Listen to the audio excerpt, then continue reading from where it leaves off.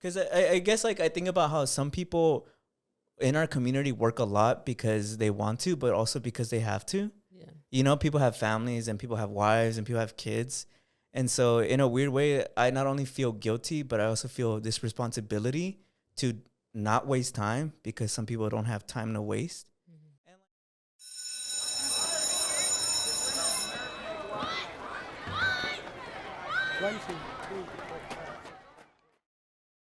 What's up, everyone, and welcome back to school. But don't worry, everything is cool. I'm your host, JULY-ssa, and of course, I am here with the boys, Steve and Brandon. Say what's up, you guys. What's up? And how y'all doing today? I'm doing good, guys. Happy 4th of July. Everybody listening. Happy 4th. Woo. Everyone here is a proud American. Am I right, guys? I'm proud to be an American. Alabama. What? Let's go around. What's your favorite things about America? Julie, you go first. The food. California. It's very diverse. The food, because it comes from somewhere else. Brandon, what's your favorite thing about America? The movies. Oh, nice. The movies? Yeah, go ahead, bro. Pick that one apart. Because all the best movies were made by Americans. A lot of them are. Actually, that's kind of a good take. Yeah. Bro, give me something I can make fun of. Yeah. And then it's my turn. I like the beaches are cool. I like Mexican Americans. They're cool. I like all the diversity. And Sounds like you're kind of cheating the prompt. I'm just kidding, guys. Let's see. What's your least favorite thing about America? Julie, you go first. They're racist. Oh. Oh yeah. Well, not everybody's racist, Julie. You sure? Yeah. I mean, are you racist?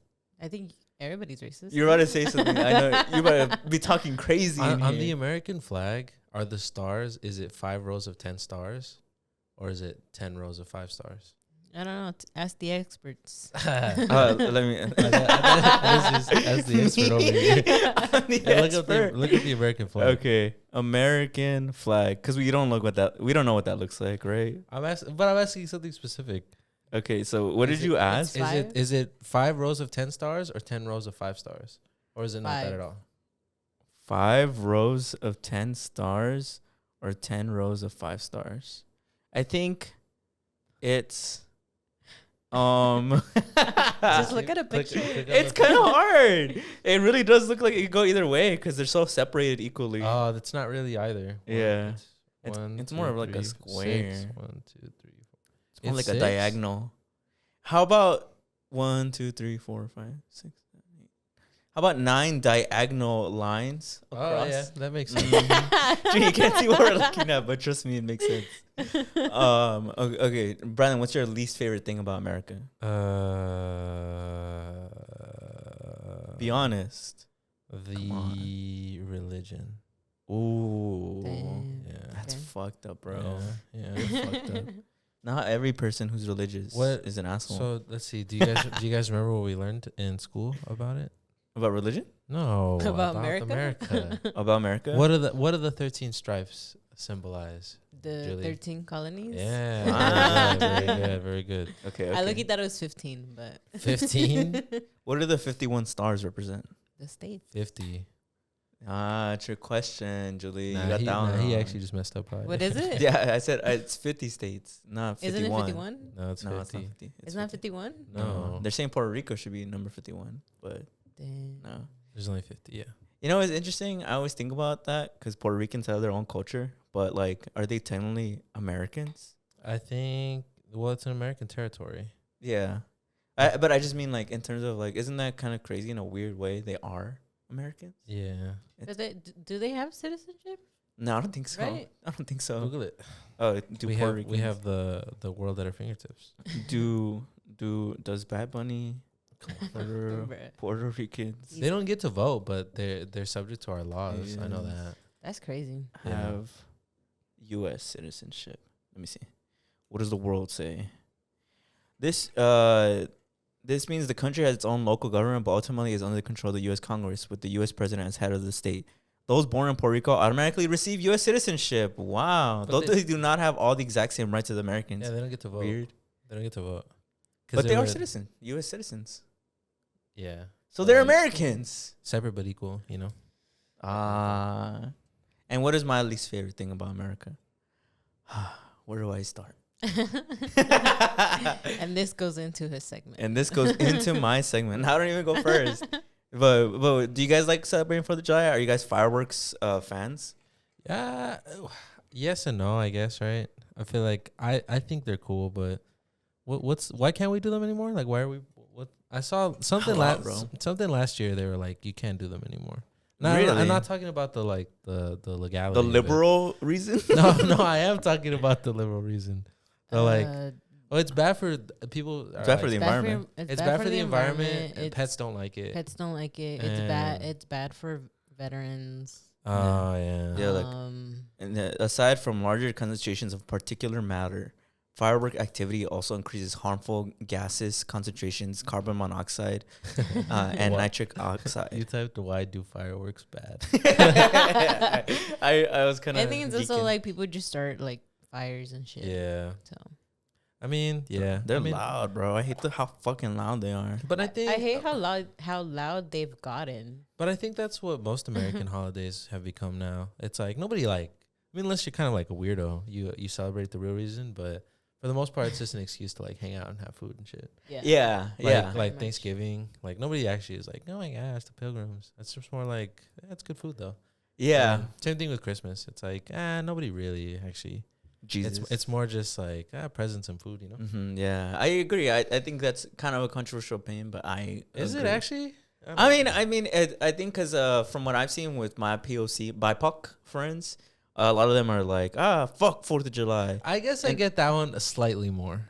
4th of July slightly more. Yeah, But at least in my perspective, I'm like, yeah, but you still get, it's a federal holiday. You get the day off, and you can celebrate, like you said, you celebrate with the homies or your family, and it's a sense, it's at least a time of community, which I think is cool. Like you could just forget about it. But I could see an extremist of BIPOC extremists being like, no, my brother, you are chained in the capitalist society of the United States by celebrating the people who belittle you, and I kind of understand. I kind of get it. But at the same time, I'm like, hey, I get off, and if I work, I get extra pay, you know? Yeah. I get you.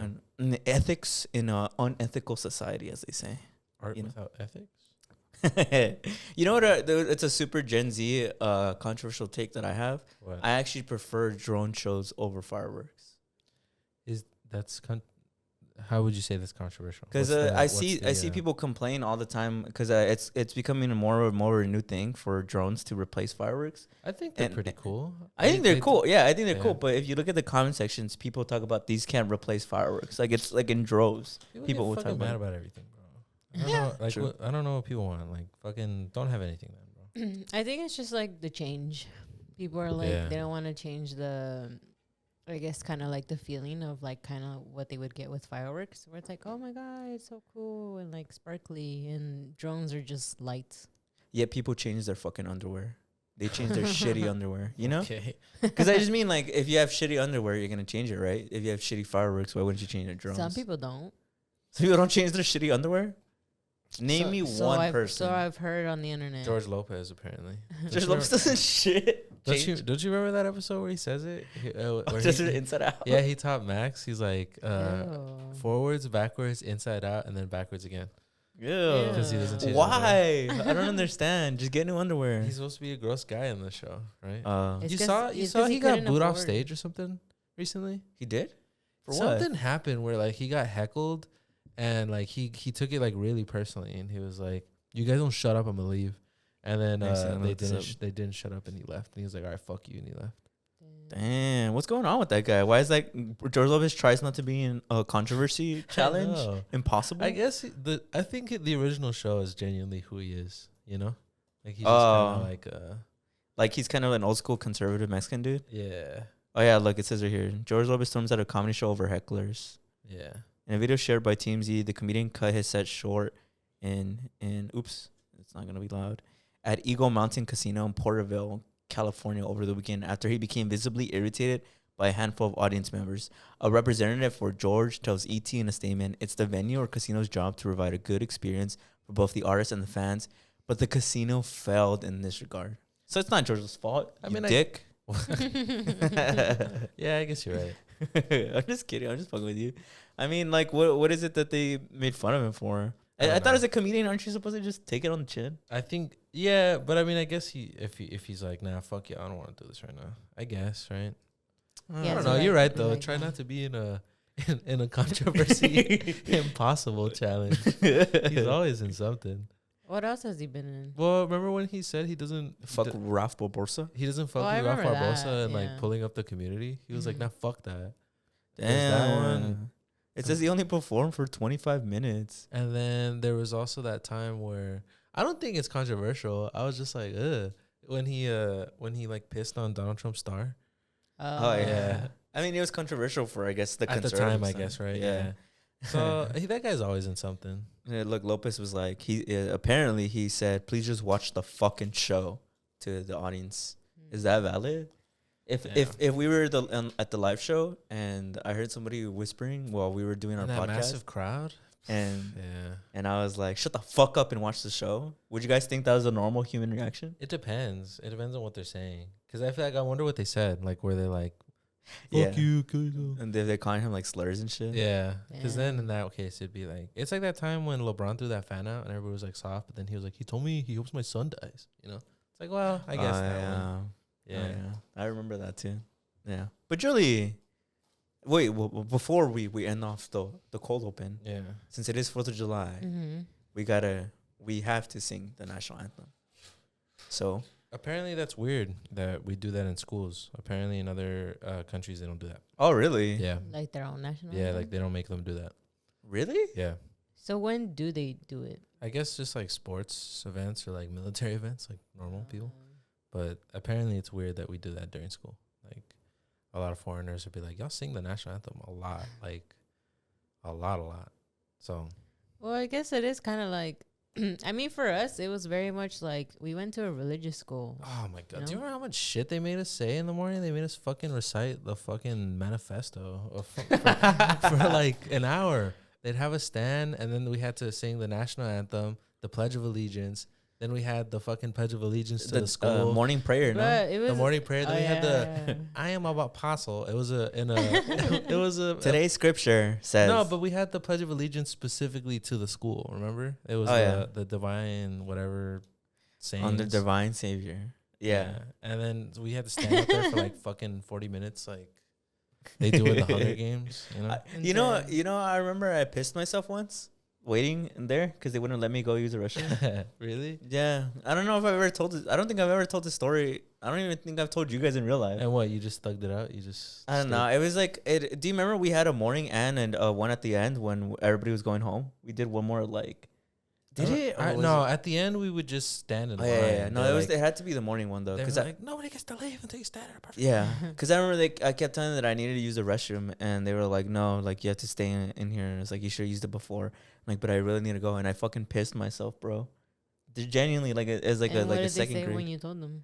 Then nothing. They were just like they cleaned me up, and then mom came and gave me new clothes. But I remember I pissed myself Yeah. because they wouldn't let me leave the fucking Pledge of Allegiance manifesto. White nationalism, fucking. It's like, have you ever you know in Planet of the Apes, the third one, when they're all like there and they're like, "Hoo-ah." That's how it felt. Yeah, Mhm. I remember because I had rem- my little roller backpack. Go I ahead, Jim. remember even like when it would rain, we still had to do it because they would do it through like the phone speakers. Yeah. And I'm like, bro, Oh, like yeah. that bad. We still have to do it Yeah, in I the remember fucking that. classroom. Oh yeah. Do you guys remember when we had the walkathon through the school? Yeah. Mhm. Low key, I kind of liked it. I won't lie. Yeah, for those of you listening, what the walkathon is basically, we just walk in circles for about like 6 hours. I remember people would use Sharpies and they would like mark that they Yeah. did more than like one. Man, I should have done that shit. I was such a good kid. I did not want to like fake my laps. Hot take: I like the walkathons. I thought they were cool. I thought they were cool, and the one where we did indoors was pretty cool.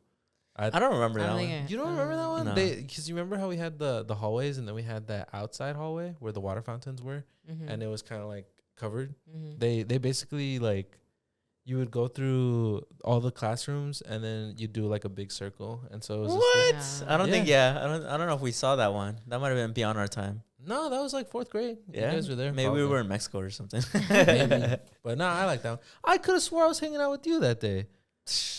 It's the trauma. I can't remember. I Um, probably blacked it out. But Probably pissed myself that day too. Mm-hmm.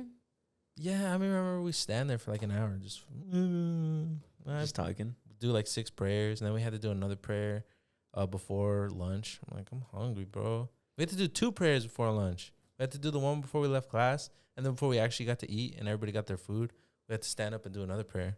You see, if you're religious though, that's not like a weird thing. Like us saying this isn't actually like, yeah, that's weird. It's like, what do you mean? Like, it's beautiful. Discipline.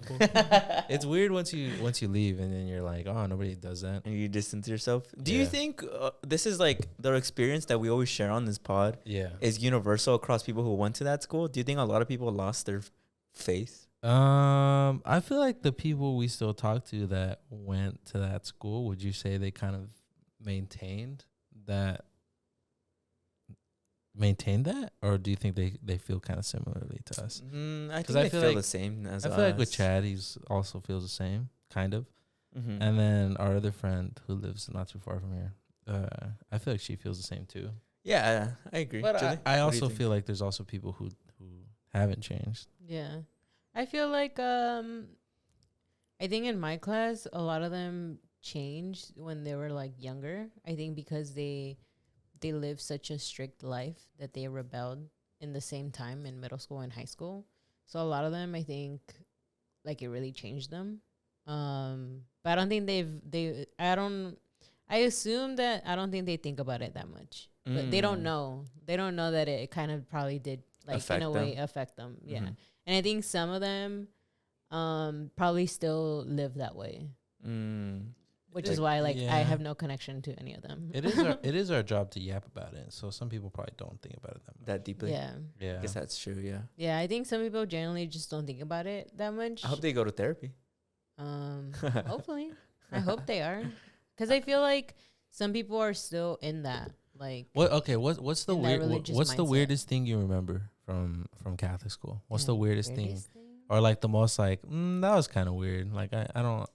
Like, it can be an just individual all the moment. Staff, bro. All the staff was fucking weirdos. Like, I felt like they treated us like we were adults in the negative ways, where, like, somebody who's 8 years old and has no understanding of responsibility or accountability being blamed for actions as if they were, like, a 30-year-old man. Yeah. And it goes in punishment and being belittled, talked down to. I'm like, why would you have a staff of people who don't even like kids like running a school of kids? Yeah. You know, like, I don't understand that at all. To me, that's like the weirdest part, because I just remember the fucking teacher who was the sub teacher that I got fired, quote unquote. Yeah. Because she basically blamed me for being stupid as fuck and not understanding math.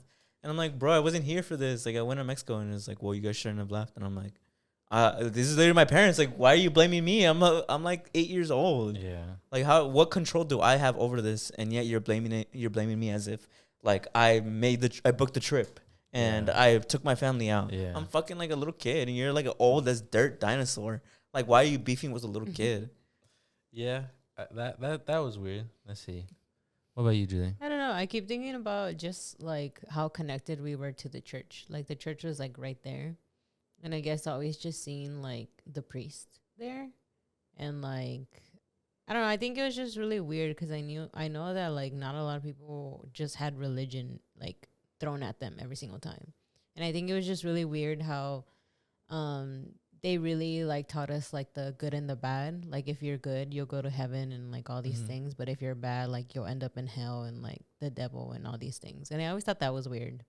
At least to me, I always felt that was weird because I feel like even the priest, like the priest would even preach that even more, you know? And I felt like they treated us, like how Stevie said, they treated us like we were adults, like we should know what's good and what's bad. And like, but it's like we're kids, like, you know, we don't, there's a lot of things that we just don't know about life. Yeah. It's because in the religion, it's that like everybody's born with sin. So like inherently, even though we're kids and we're innocent, we're not innocent because we're damn souls. I think that there was a couple things that I thought was weird but I think it kind of carries across because I did one semester of high school and Catholic school, and I feel like in both schools there was always a couple kids who I think needed more help.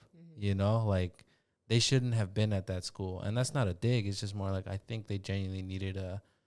Like special ed? Like that, or like just Like genuine more therapy? help, like more help. Like there's kids who were like, in high school we had a kid who was like, I think like he's just super nonverbal, and like everybody was really sweet to him, you know, and there wasn't anything with that. It was just more like, I feel like you need more comprehensive help other than like, oh, God has a plan for you too, you know, like, you know what I mean? Like for them they were being sweet, but to me I'm just more like, They're being negligent.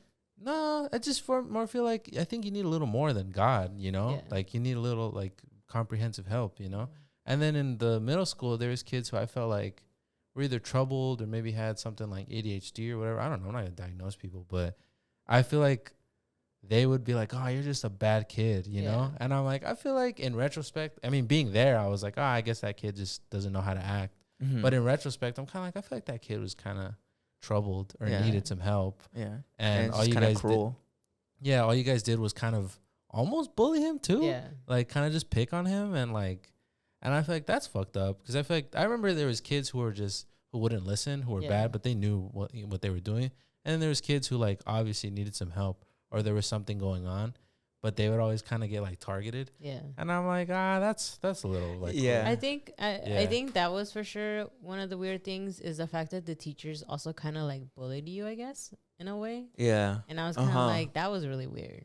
Especially because they had this weird correlation where if you do bad in school, you're a bad kid. Yeah. So what you were saying is how there was quote unquote the bad kids, whatever, who were like, I guess, would misbehave. But then there was the other bad kids who they just did poorly in school. And so the school kind of lumped them together. They're like, you guys are bad kids. You guys don't do your school. It's like, no, they have a learning disability and they're struggling. Yeah. But like for some reason, I think it's tied to the religion. It's just like, no, it's because you have a weak work ethic. I think the religion makes them very like look at things in a very black and white way. Yeah. Of like, oh, you're a bad kid, or you need to work harder, or this and that.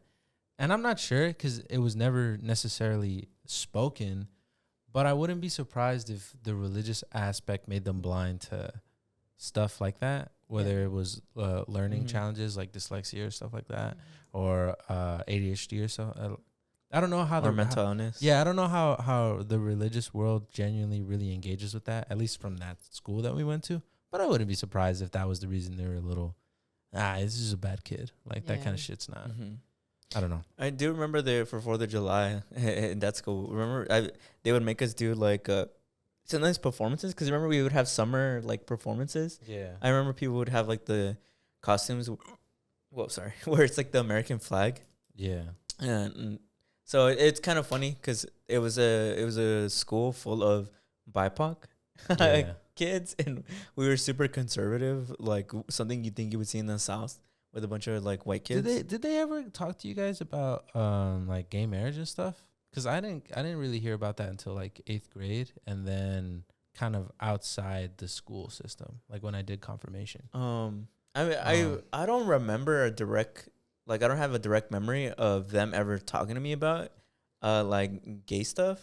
It sounds funny, but I remember there was a classmate. I don't know if you remember him. I'm not gonna say his name, but he was in the closet. Now he's like an openly. I still have him on Instagram. He's like an openly gay man, and he has like a boyfriend. Yeah. But I remember being in middle school and him telling me, like him coming out to me and telling me like that he was gay, and I remember he told me that he had tried to tell like a teacher, and the teacher basically like made him feel like he was like a demon and like really genuinely that's fucking horrible. That made him feel like there was like something wrong with him. And that he was just like, like it's whatever. Then I guess like maybe I'm just tripping, like I'm just too young. Because I remember in 8th grade, because it's weird because they never really talked. At least for me, like I don't know if they did, and I just wasn't around to hear it. But they never really talked about it until I got to 8th grade, when I don't know how the conversation came up, but the teacher started having like one of those debates with like the kids and like, oh, let me like educate you. It wasn't a teacher that you guys would know. It was a teacher who was there for a very short time. And the topic of being gay like came up, and it was me, this other kid that you know, and this other girl that you also know, where we were all being like, oh, well, me and the girl were kind of being like, oh, it's not a choice. Like, you know, you're born like that. Yeah. And this other kid, he wasn't being like that, you know, intentionally. He was a kid, you know, he was like, oh, really? Like they told me it was like a choice. Is it really? And then like the teacher overheard, and he was like, well, I don't necessarily think it's a choice, but I don't think that makes it okay. And we were like, what do you mean? Like, but you're born like that. And he was like, well, let's say you were born with the desire to rob banks. Would that make robbing banks okay? And we were all kind of like, okay. I don't know, because I thought he spit a bar. Well, because we're eighth grade, so we were old enough to kind of know that that's not. I don't think that logic transfers, but we were also young enough to be like, well, I feel like this guy just doesn't like gay people, so we're probably not gonna push it anymore. But shit like that's kind of weird. And then in confirmation, I remember this guy. It also came up, but we were obviously teenagers now, so that's a little bit more timely in terms of discussion.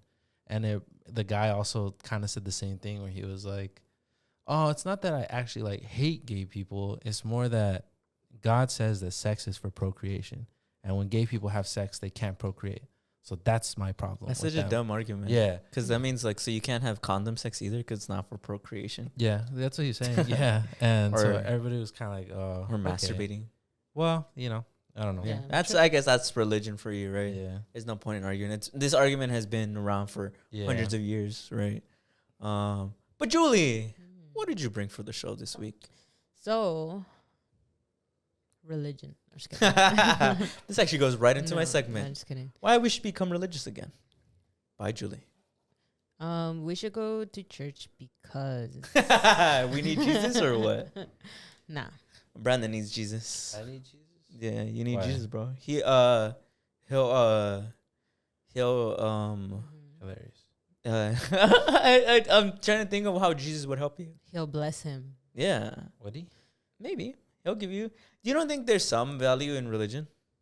How about we save this for your segment and then we do Julie's? Okay. Because your segment goes more into Okay. All right. So, have you guys been seeing this thing on TikTok where it's called Being Loved Mexicanly? I have. I haven't. You haven't?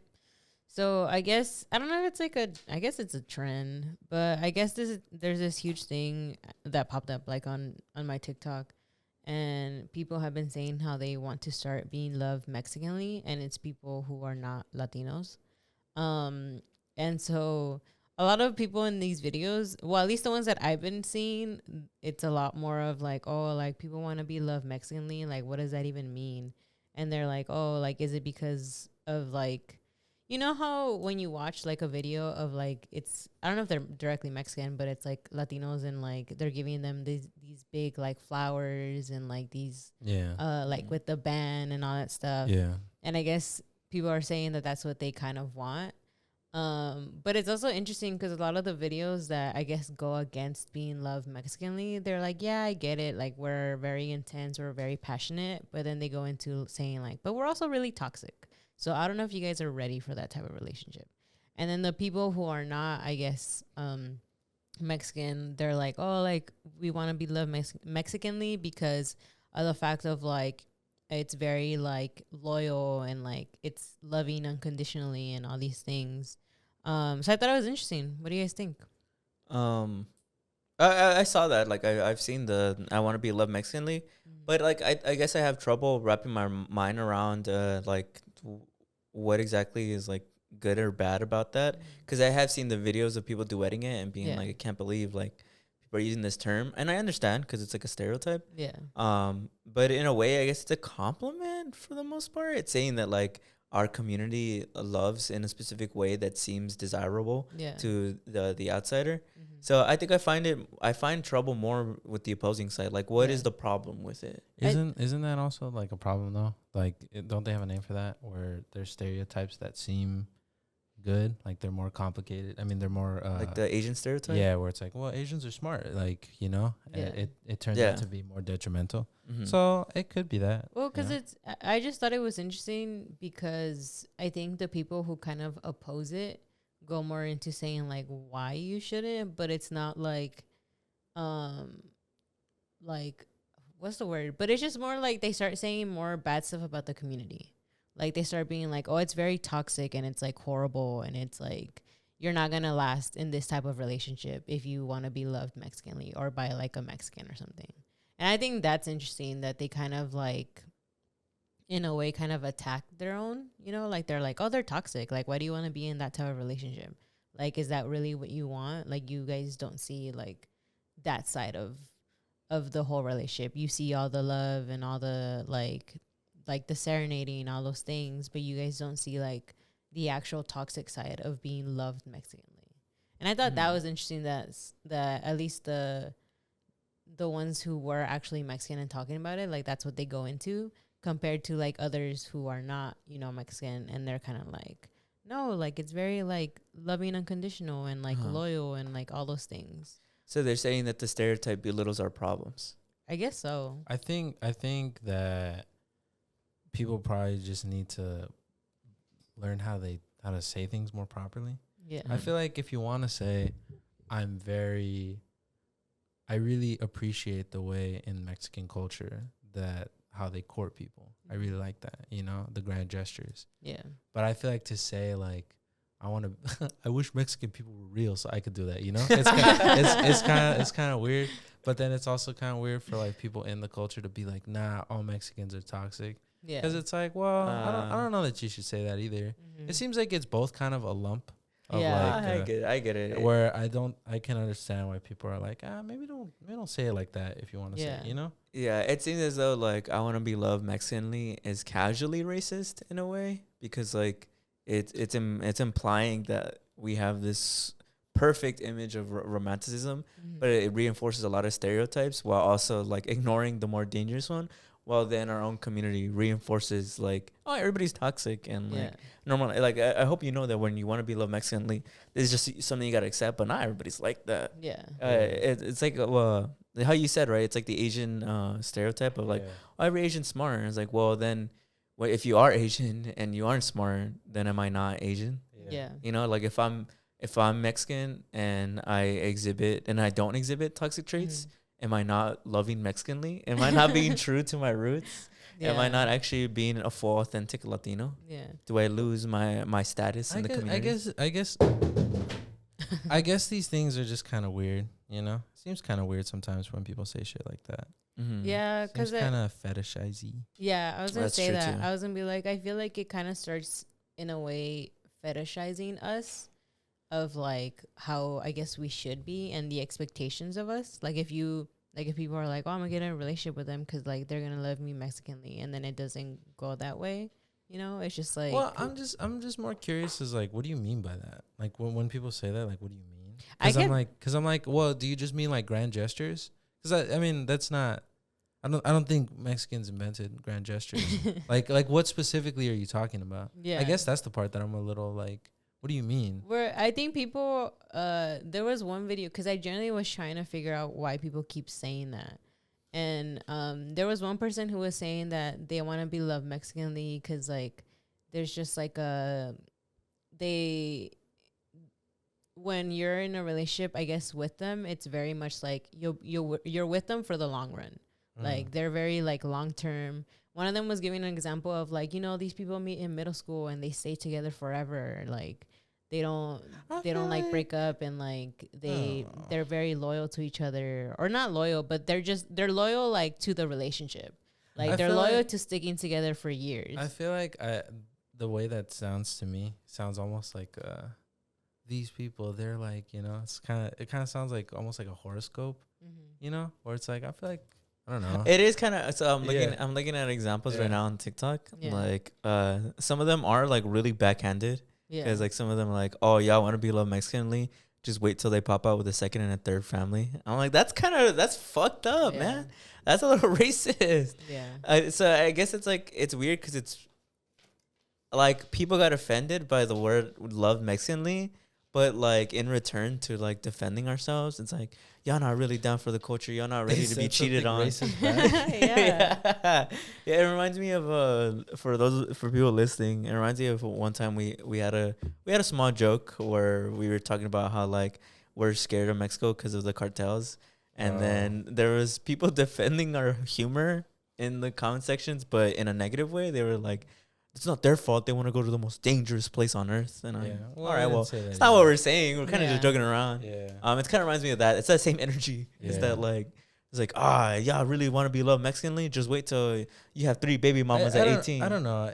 I think people just don't know how to like, Have you guys seen that TikTok video where it's like this is such a black girl power pop thing? Where it's this girl dancing to a song. And she's being like, oh, imagine being a young black girl dancing to this, and she's white. And like it's supposed to be like a compliment, but it's kind of just weird. Yeah. I don't know. It kind of sounds like that to me, where it's like, oh, Mexican people are so cool. I wish they were real. You know? Have you ever seen this video of this guy's in Mexico City, and he asked like a bunch of people, what do you think about the love in Mexico? I don't know if it was related to because I Want to Be Loved Mexicanly was trending, but he was just asking people like, what do you think about when about the love like environment here in Mexico? And one of the citizens, he talks about how in Mexico, it seems as though our love is genuinely really intense, because here in Mexico, if you get a girlfriend, it becomes really weird for you to say that you like your girlfriend. You're not supposed to say that you like your girlfriend. You're supposed to say that you love your girlfriend. Even if you guys have only been going out for a few weeks, 2 weeks, few days, if you don't say you love your girlfriend, people could get genuinely offended. People will get offended and say like, oh, you're not really down for your girlfriend like that. And I found it really interesting because I guess like I understand that cultural idea of like people from outsiders looking in and being like, oh, Mexicans are so intense. But I do think that it's rooted, our love languages are rooted in a lot of like trauma and a lot of like darkness. Yeah. And I think to romanticize it is like anything else that's romanticized. It ignores the actual genuine struggles in it. Yeah. And I guess it got provoked because I'm watching another example. And it's this girl saying, you guys want to be loved Mexicanly, but you won't until you find out that we're all fucked up on the inside. And I'm like, damn. I'm like, yeah. That's what I'm like.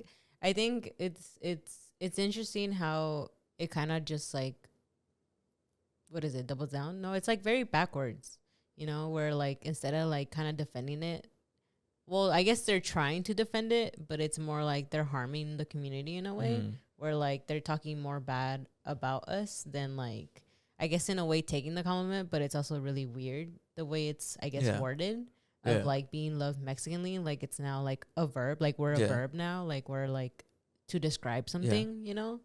And it's just, I don't know. I just thought it was really interesting to see. Cause I don't know, I guess on my side of TikTok, it's becoming this thing of like, Latinos and Latinas are becoming kind of like a trend, you know? So I just thought it was really interesting.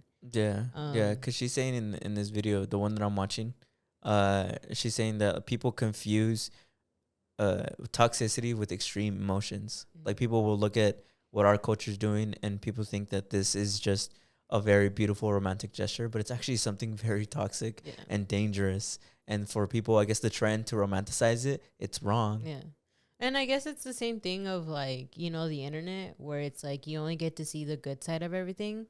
So when you see like these romantic gestures from, you know, and like the big flowers, where I forget what's the word. I think it's called like buchon, like the big flowers that is now like a huge thing. Like I think when people see those things and see how like extravagant it all is, they're like, oh, I want that, you know, like I want to be in a relationship like that, and they think like the way to get it is to be with the specific person that's I guess in the culture, right? Because it's part of the culture. Like it's something that I think is starting to become really popular in the culture itself. So I think people seeing it on the internet, they're like, oh my god, this would be so cool to kind of like live through that and like have those moments. Yeah. But I think it's taken out of context. Yeah. I think people just also forget like there's more to, it's not always just perfect like that. Like this is just one side of it, you know? Yeah, it's like 1%. 1% of the romantic relationship is actually all those grand gestures that you see online. But other times it could be a toxic relationship and you just don't know. Yeah. So yeah, I understand all the different layers and different perspectives that something like this could create. It is really interesting that it's been going off. Even the video I'm watching has like 100,000 views. And it's only 2 days. It's only been 2 days since it was posted. So it's something that's pretty relevant. It's happening right now. No, yeah. And then that goes into a little more of the other topic that I had. So again, like I guess I'm in Latino TikTok or whatever. So there's this video that's been going around, and I've seen like maybe like a couple of them where it says it says Latinas will never understand the power of natural beauty.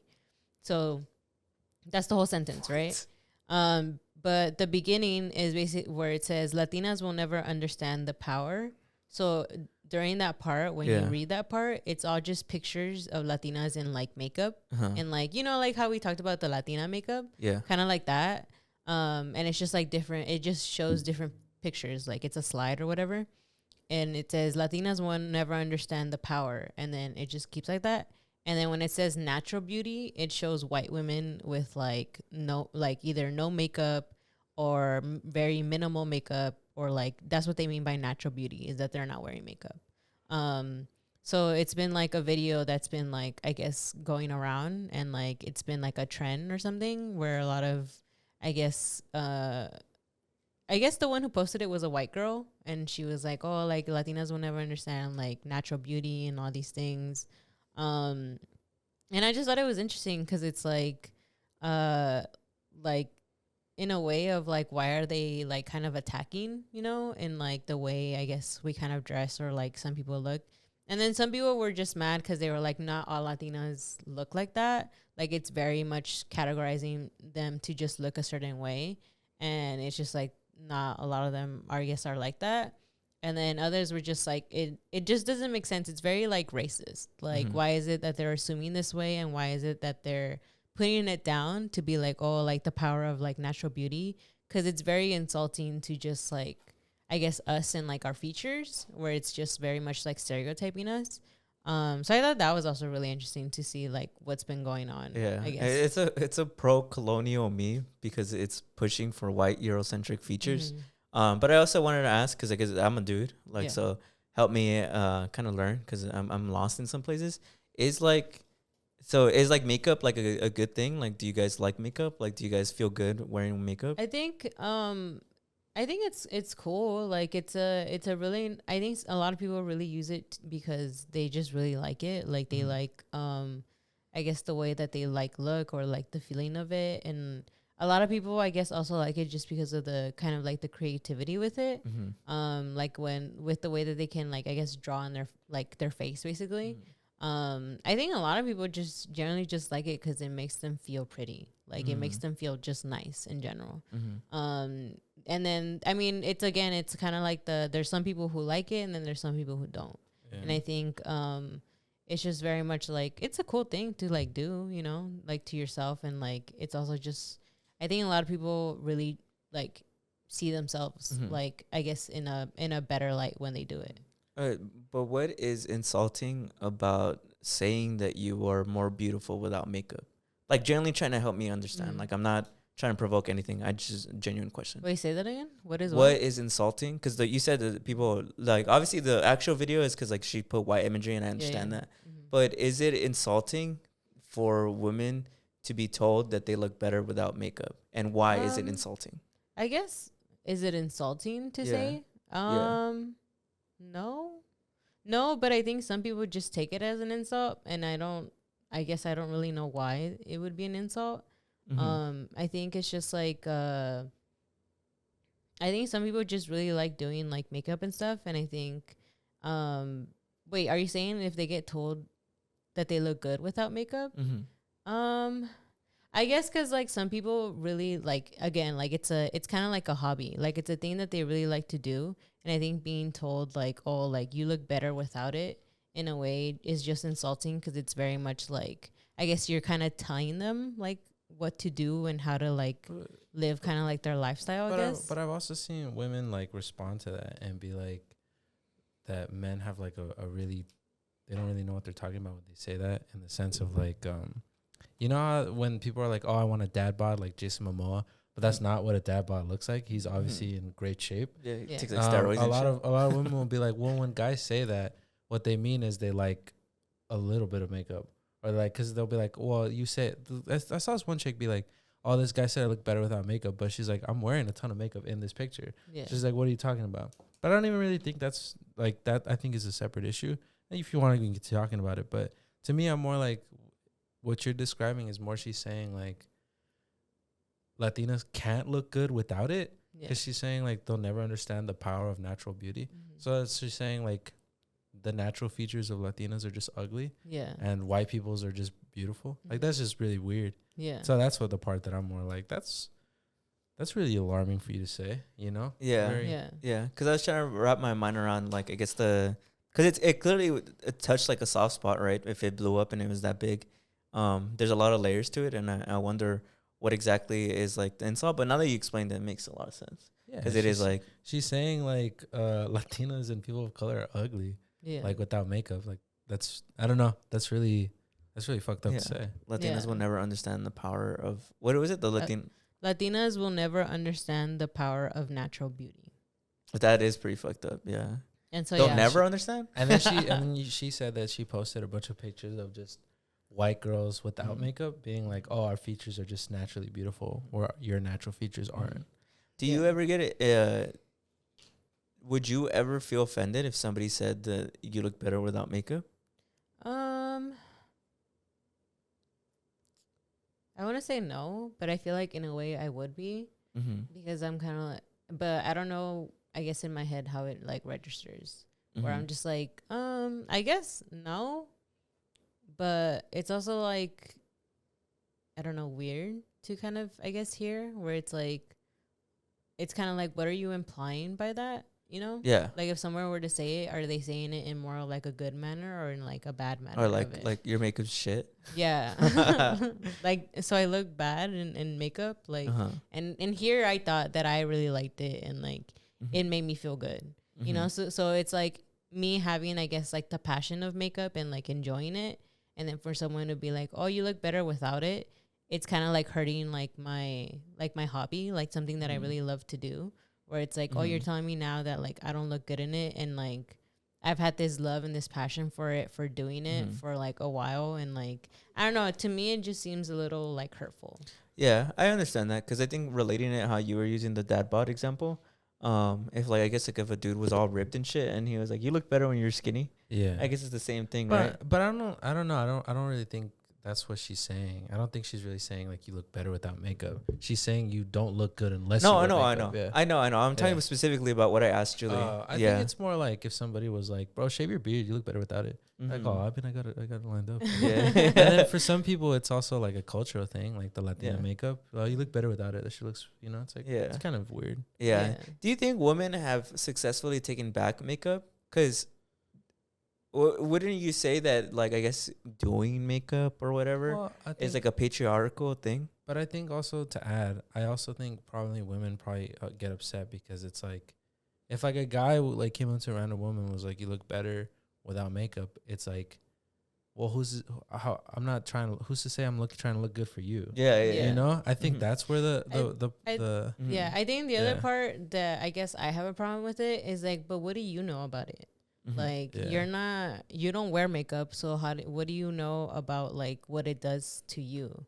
Because it's like, I think I've seen people like how he kind of brought up a little bit of like the dad bod. Like when people see pictures, like for example, like if you were to see like a picture of like Kim Kardashian or something, and you show it to a guy, they're like, no, she's a natural beauty. But like to a guy, we'll say, no, like she's not wearing makeup. But if a girl sees it, she'll be like, bro, she's wearing like a shit ton of makeup. How can you not tell? Like, it's kind of like, how do you know about it to kind of like, I guess, give me an opinion about it? Yeah. Like about me wearing it when you don't know when I am and when I'm not wearing actual makeup or something, or like when I actually have something on, you know? Like, I think that's why in some sort it's a little insulting, because it's like, how do you know? And like, what do you, like, implying. you're not in like a full on, like, you don't wear makeup, so you're not really like the expert in it. Yeah. So how is it for you to tell me, I guess, if it looks good on me or not, you know? Yeah. Well, I find the biggest, like, the most troubling thing about you look better without makeup, because I thought it was really thought-provoking what you said, like, but what are you assuming? Like, what's your point in you saying that? And I think it does go back to that patriarchal thing where a lot of men think like women dress up for them and women do makeup for them. So it's very possessive in the way that it's like, you look better without makeup, as in to say like you have more value to me and other men when you don't wear makeup because you look prettier that way. Well, yeah, because it's like saying like, I would find you more attractive if you didn't do that. But it's like, well, why are you assuming that she's putting it on for specifically you to find her more attractive? Yeah. You know? Yeah, that's like, because I was trying to wrap my mind around that, because I'm like, since I'm not obviously like, I guess, an alpha male dude, like I'm trying to think like, but why do people even say that? Like, what is the reason behind that? And I think that's what it is. I think that men are sneak dissing in the sense of like, I would find you more attractive if you didn't wear that stuff on your face. And that's very insulting. Yeah. And I understand the backlash. Well, what you said too, it's actually removed. It's kind of disconnected to what you're talking about, because she basically said like, you guys will never be ugly. You guys will never be pretty. Yeah. Even if you wore makeup, because Latinas will never understand natural beauty. Yeah. Because y'all are not naturally beautiful. That's basically what she's saying. That's annoying, because it's like all these fucking white girls go on there and steal the Latina makeup. Yeah. And they're like, look what I invented. And then they turn around and they're like, nah, actually, that shit's ugly. Yeah. Well, because it's like, I guess in that, like going back to the whole TikTok thing, it is kind of like, you know, when we always talk about how they do take the trends of like when a lot of women used to do like the lining and then like the gloss, and then white people took that and they were like, oh, the brownie like glossy lip or something like that, like and it's just like, I guess it's just very insulting, and it's also just putting a lot of Latinas in a certain light of like, this is how they look like, and they'll never understand like true beauty or like natural beauty, because like they're always wearing like a shit ton of makeup, or like they're always looking like this and it looks really weird, like why do they like dress like that kind of thing. Yeah. Cause say what you will, but a lot of Latinas do inhibit indigenous features, and for that phrase specifically of Latinas will never understand natural beauty, it is borderline racist. Yeah, it is racist. No, yeah, to be like, your features are gross. What the fuck? I was born this way. I don't understand why people do that. You know what I saw? So I saw some chick try to say that she invented tostadas. Really? Have you seen it? No. She's trying to be like all quirky about it. She's like, guys, I think I did something. I invented the flat taco. She's like, instead of folding the tortilla, you leave it flat, you cook it, and it gets hard. And then she's like, and then you put like a layer of beans, and then you put some chicken and your toppings. And she's like, I call it the flat taco. And everybody's like, this is a tostada. Like, what are you talking about? You can probably look it up. What do you think?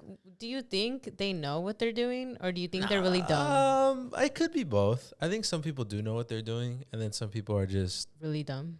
They don't know shit about shit, you know? There was this social hypothesis that I had seen talking about how when you are a descendant of a colonizer, you will always subconsciously colonize everything you interact with. Have you heard about it? I saw it on my TikTok. I found it really interesting. I've been seeing videos about it, because there was this one video where they were like, oh, white people found the word woke, and I feel like woke got colonized. Yeah, it was from that. Yeah. And I was like, what? I tried understanding what he was saying. I understood the first part, but then after, when he started going more into it, it lost me a little bit. Well, because it used to mean something different, right? It was like, I mean, it's kind of like, but then white people got a hold of it, and it's like, oh, this woke code, like, you know, it doesn't, they kind of stripped away the meaning. They kind of well, because the guy that you're talking about, it's from that famous interview show on TikTok where it's on the subway, and there's like, what's the hottest take you have? And it's this black man who's talking about how like the white people colonized the word woke, and that's where he talks about how like when you're a descendant of a colonizer, you adopt a colonial spirit, which means like you just naturally colonize things and call it your own. And he talked about how like, you know, back in the day, if somebody was being homophobic, people who are gay would speak up and be like, this is what's oppressing us. But now if someone is being oppressed who is like from the LGBT community, a white person will come in and be like, oh, I'm going to tell you why it's wrong, and why I'm going to tell the people in the LGBT community why it's wrong, and I'm going to educate all you guys. Like, I know more about it than you do, even though you're part of the community. Yeah. That's basically what he talks about. And so I think like relating it to the flat tostada thing, I think like it is adopting that colonial spirit, because she just assumes over thousands of years of history, no Mexican ever thought of this. Yeah. Like, and she didn't do research. She's like, they probably didn't have the mind to think of this. I guess it's also dependent on like where she grew up, because if it's like in the middle of nowhere where she wasn't like surrounded by, you know, BIPOC, like she's probably like, oh shit, I like discovered this, and like, well, I've never seen it in my life. I guess that's interesting, because it's like, well, growing up around here, that's like, it's so funny because it's like you can find a tostada like down the street, like literally. You can find one in my kitchen right now. You can literally go get one right now in less than 5 minutes. So it's almost like if we saw some French guy being like, "Look, I invented a hamburger," you know. So I guess that's what's funny. But I guess for some people like that, they genuinely never leave their like little bubble of like casserole and shit like that. Casserole. Yeah, yeah. Because I get the. Oh no, go ahead. I was interrupting you. No, you wouldn't say anything. No, I was gonna say like, I don't blame her because of her ignorance, but she's a product of her lineage, like, of her heritage. Because it's just that she grew up with people who probably were always like, I don't know. I guess they never have to take the time to like realize that, right? Yeah. Because I guess when you're on the receiving end of it, it's all you kind of can see. Because like, what choice do you have? But when you're indifferent to it, you don't even stop and think. Because to me, it's like, how do you boldly put that on the internet and think like everybody's gonna be? What does she think is gonna happen? Like, oh, what? Like, oh my god, $1 million. I'm gonna try that out. Taco Bell wants it. I mean, Taco Bell fucking sells tostadas. I mean, they sell like a version of it. Yeah. Unless she's fucking like, she pulled off the prank of the century and she was pranking people, but it didn't seem like that. To blow up, like the conservative chick. She seemed very genuine. Well, you could watch. She was one of those like, guys, I really think I did something new here. You know? So she's a content creator. Yeah. So I don't know, but makes sense. Julie, do you have something else for this week? No. Or do you have final thoughts on the Latina thing? No, I'm just like, it sucks, bro. To kind of hear all that. We're just getting insults here and there. No, but I told you it's part of the journey. What is it that they say? You can't be a champion without the struggle, without the fight. Yeah. I saw another video though that was talking about that genuinely, like, I guess we're up right now. Like, and somebody was like, "Yeah, we're up," but it's like, there's still that thing of like people are still like fetishizing us in a way where I guess it is really harmful, you know, to us, because it's like we're now like a prey of like people are like genuinely like looking, I guess, for us in a way. And like, I saw a comment that said it really well, where it was like, what happened to just being with somebody because you love them? Yeah. Now it's just like, I don't know, it's fetishes, it's like these weird kind of like expectations Yeah. of like, I guess in just the stereotypes of like the way I guess Latina women should be. And I just find it really, really weird where it's like, it's like starting to be like that. I want to be with a Mexican because they love so strong. Have you guys ever seen the show? You're going to be like, whoa, what would you say? But I feel like Julie might have seen it more than you have. Have you ever seen the show Pose? Or heard about it? Pose? No. No, not Oppose, just Pose. Pose.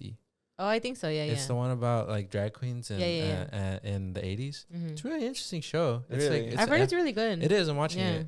It's an FX show. It's about drag queens in the 80s. It's really interesting. Evan Peters is in it because it's an FX show. Oh, really? Yeah, he's like. But anyways, the reason I bring it up is there's a lot of interesting like dilemmas they bring up that the community struggles with. And one of them, like one of the main characters, she saved up money for a sex change, like an operation. And throughout the show, they kind of show like how men kind of interact with them. Like some men fetishize them and they really enjoy the fact that they still have a biological penis. But then there's other men who are like, oh, like that's gross. Like you're not a real woman. But as soon as she has the sex change, a lot of men then do the opposite, and they're like that was the only reason I kind of found you interesting. Like, I kind of, like, she's like, oh, I'm like a real woman now, right? Like, for you. And a lot of the men that she was seeing were like, no, like, that was the only reason I kind of liked you. Like, what the fuck? Like, you don't have a dick anymore? Yeah. And it's really, and it goes into this really interesting thing about, like, what, you know, being fetishized and shit like that. And, like, I don't know. I was just watching it and being like, that's crazy. It's crazy that like. I think it's really intense because like in that, it's very much like, I think there's just men or like people who genuinely like I guess men, but they don't tell people. And I think kind of having that, they kind of fetishize that. Well, it's not so much that like, I think the show presents it really like well because everybody on the show like that's what they are transgender, or they are drag queens. You know, it's not like other shows where it's like a white straight guy playing. Yeah. So it's really interesting because it feels really authentic. And to me, I found it interesting because I don't know, they bring up this small little segment where where they talk about like, am I just like a real life porn category to you? Because it's not so much that they talk down on like what people like, like, oh, like, are you gay or are you not? It's more just like, you just very obviously fetishize me and you don't really see me as a person. And I think that's obviously really heartbreaking and devastating. Yeah.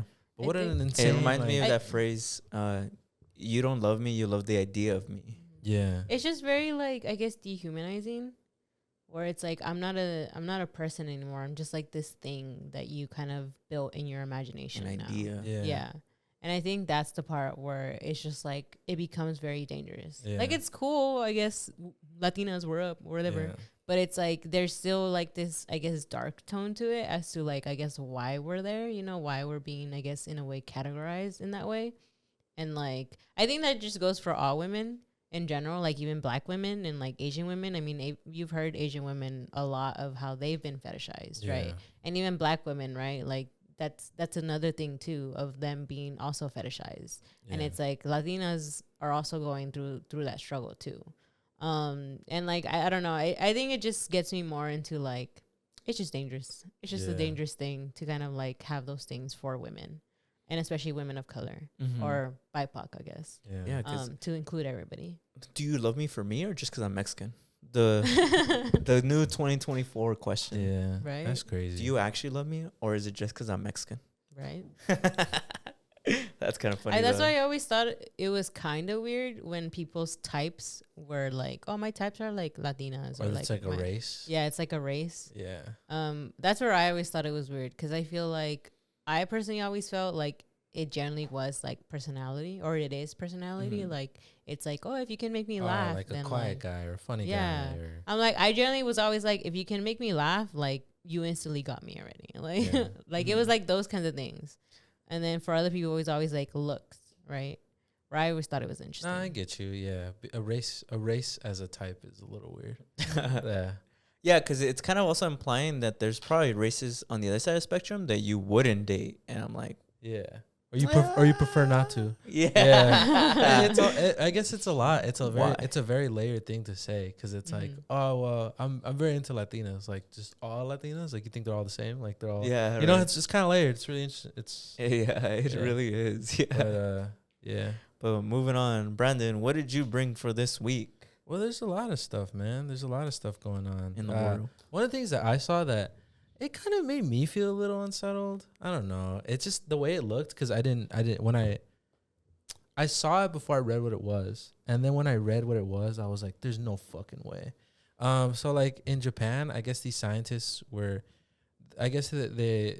they do is, if you've ever seen those robots that talk, obviously their skin looks kind of funny because they can't articulate like human skin. So it's kind of just like, you know? So these researchers, these scientists in Japan, they put real human flesh on a robot, and I think you can look it up. Like skin, like human skin. Yeah, but it's lab grown flesh, so it looks almost like silicone. But they show it moving, and you can see it moving its muscles to like smile. So it kind of goes like this, like that, and it's really, it looks almost like that. Yeah, it looks like a piece of salami. There it is. Yeah, it's that one. It's that. What the fuck? I'll show the audience.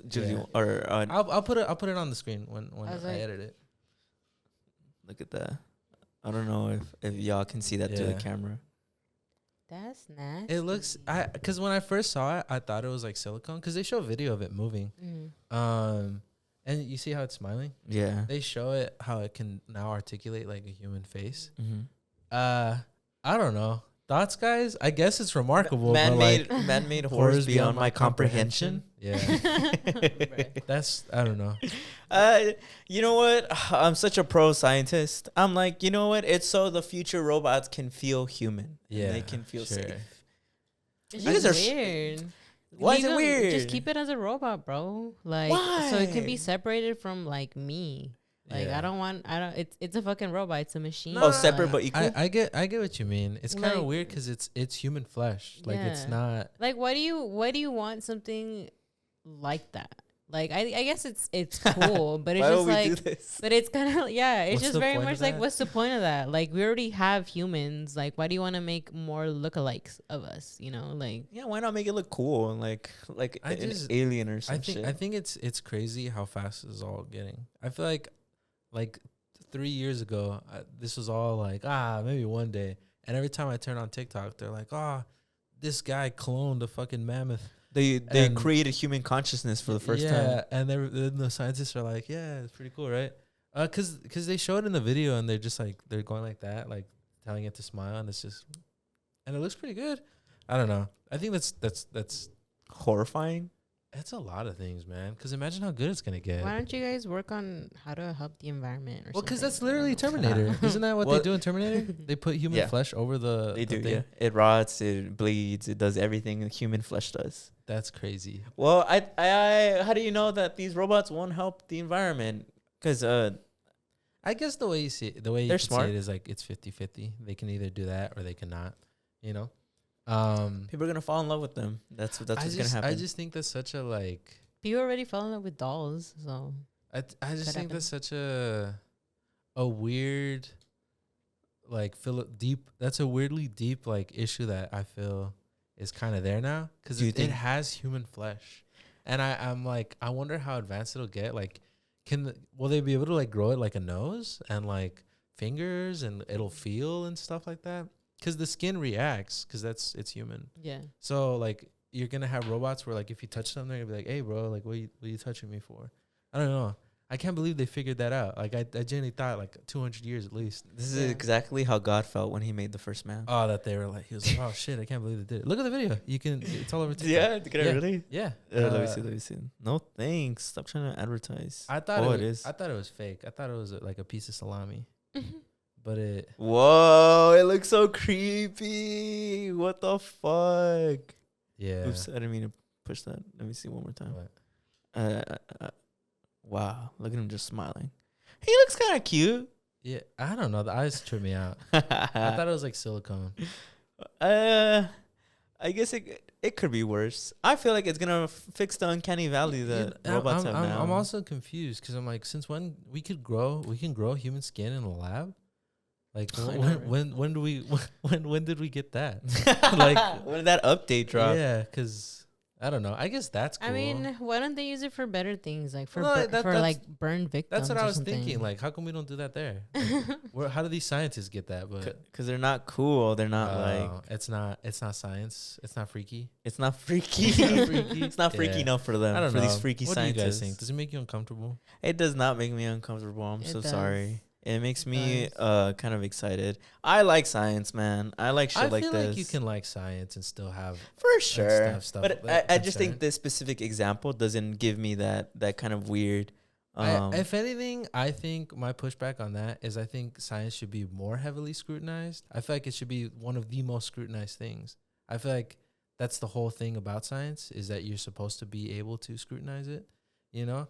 And yeah. Just imagine if we had stem cells. They probably would have recreated a brain and attached it to like the Yeah, fucking. well, because that part's cool. Like, let's say somebody has like a lung problem. I'll just grow you a new pair of lungs, you know? Or like you lose an arm and it's like, well, I'll take some of your skin and it'll be like the same arm, you know? That's cool. Would But you want Yeah, to? I think that's the issue that I have with it is that they're doing it to like machines instead of actually helping humans who generally need these types of things of like recreating stuff. Because I always hear of people trying to struggle like finding like a kidney or like anything, and it's like, where's the work in that instead of like trying to make robots look like humans? The only thing I've seen with that is people they keep trying to get pig organs to work. Like Yeah. I've seen like 3 patients now that they still just can't get it right. Yeah, you keep Or- dying, right? Yeah. You know, Is that the diagram of how they do it? yeah, it is. Really? Yeah. What do you guys want to dream with me for a second? Can I paint you guys a scenario? Sure. No. Because I feel like I know where this technology is going, and it's kind of in a human way. You know what I think is gonna happen. What? I think that I don't know how this could be hundreds of years from now. It could be 5 years from now. Who knows? But I imagine 100 years from now, this technology accelerates and it gets really good. I can see it becoming an alternative to like becoming old. Instead of, growing old, you just kind of trade your consciousness, whether that means putting your brain in this machine, or I don't know, uploading your consciousness in some way. I could see this, like, do you want a new body? Like, do you want your body to look the same? We have the skin technology to make it look like you. You'll just kind of live for a longer time, and then you'll be instructed. You want to be taller? Your face will look the same. We'll just make your proportions taller. You know what I mean? Because if you can make realistic skin and you can make a full robot body, you can probably then get your conscious transfer to that, and technically probably look like a 20-year-old for the next 90 years. Yeah. I think it's not so much that I have a problem with people making this. It's just more like, I think when this kind of stuff is made, it's always the less fortunate or people of color who face the consequences of it, And I see that you're going to get into it with the art world, where it's already hard enough for people who are underprivileged or people of color to be seen in the art world. Like, let's just say movies, right? And now they can just make a commercial that doesn't even they're not even real actors, Imagine how frustrating that is. Yeah. Or even just on the job scale, right?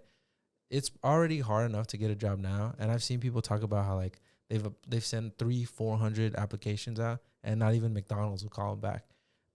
And it's because now they have the automated stuff. Like, we saw it the other day, where this person pulls into the drive-thru and the AI takes the order.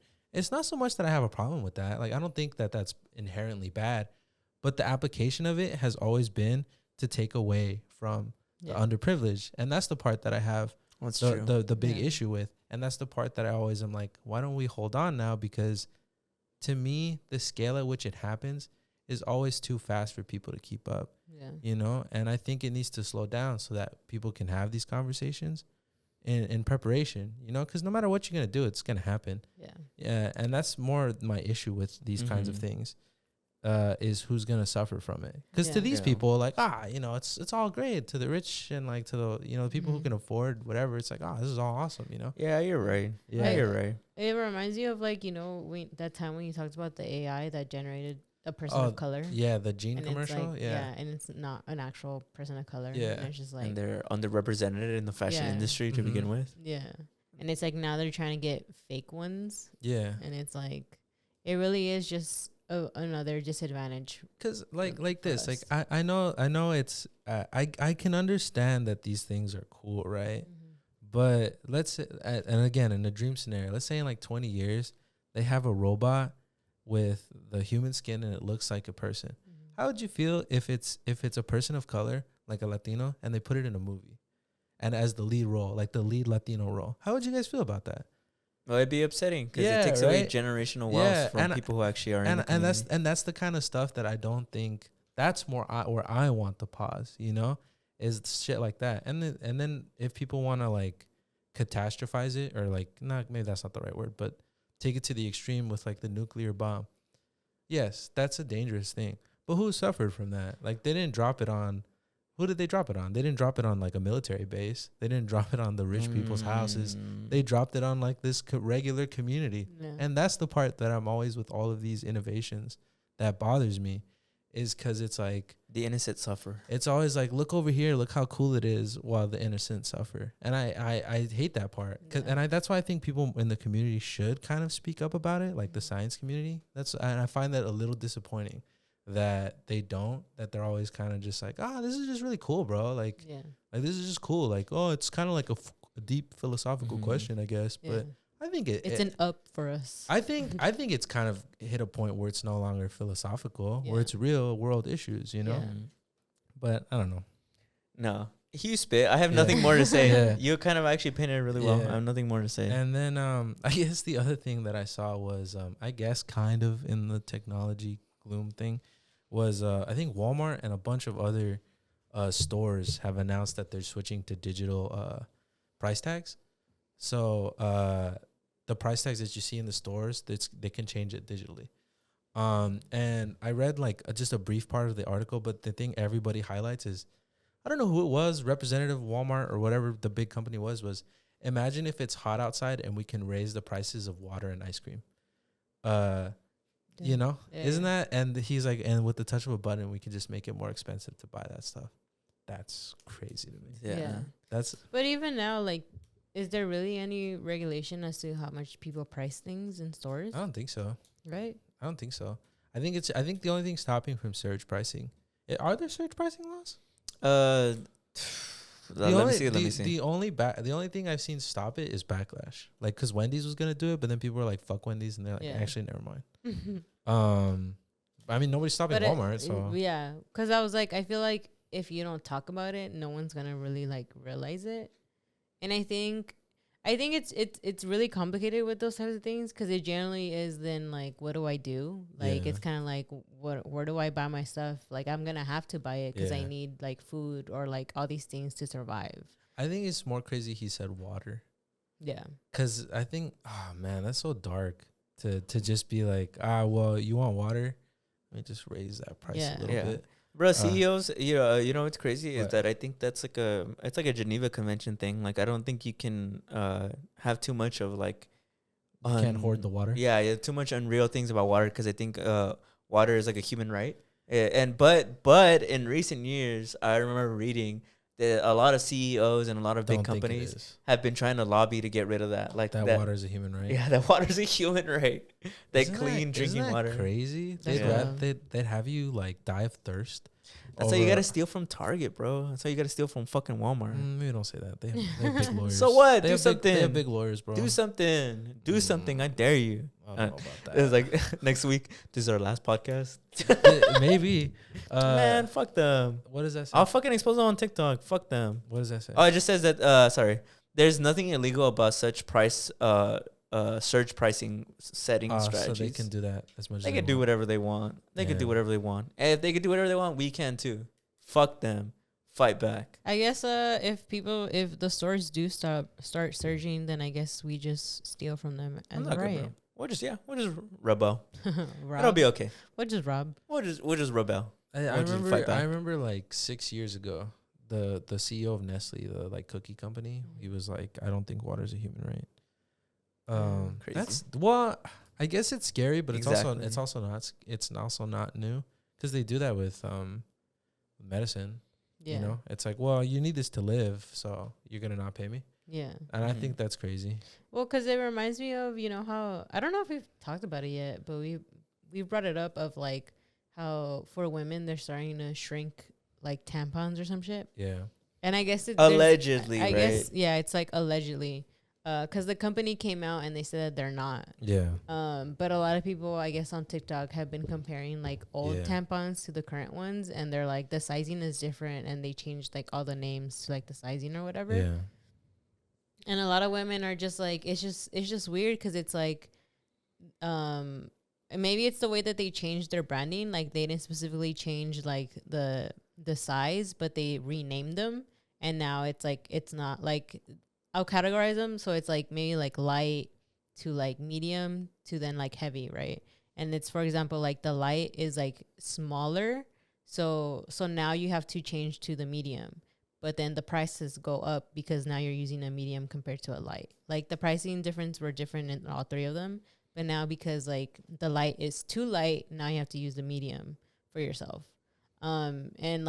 And I guess it's a new thing, or like it's a current thing that's not just happening with tampons, it's happening with everything else. It's called like shrinkflation or something, where I think people are starting to up their prices but minimize what's in them.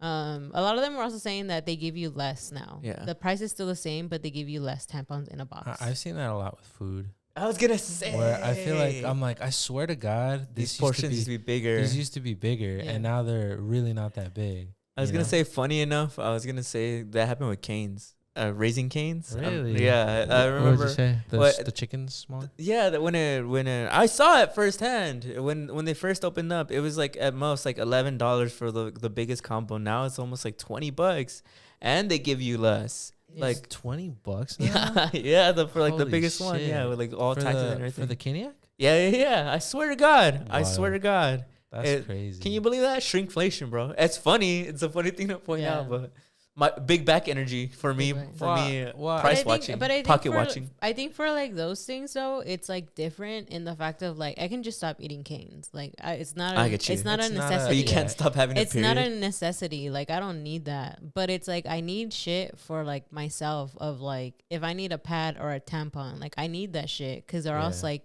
All y'all are gonna see me walking here with blood on my pants. Also, like, Also, it's just like those. Yeah, you can't stop drinking water. That generally is something that humans need to survive. Yeah, and it's like you can't take that away or like I guess reprice it because it's a necessity. You know, like for that's why I'm like it works rebelling or like boycotting like all these different places of like fast food because you don't need them. Like it's not a necessity.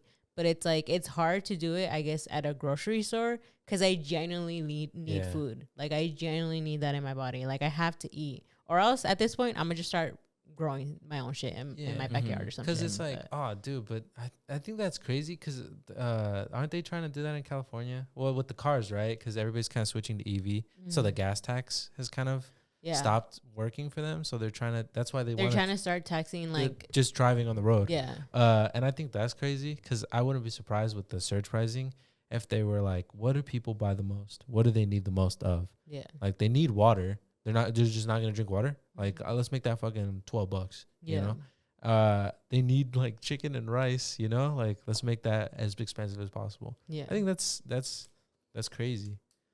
I think that is just wild. You know, it's crazy. This isn't one of. I mean, it kind of was one of the topics, but I wasn't gonna get into it. But do you know they used AI to solve the housing crisis? Did they? And did it work? Yeah.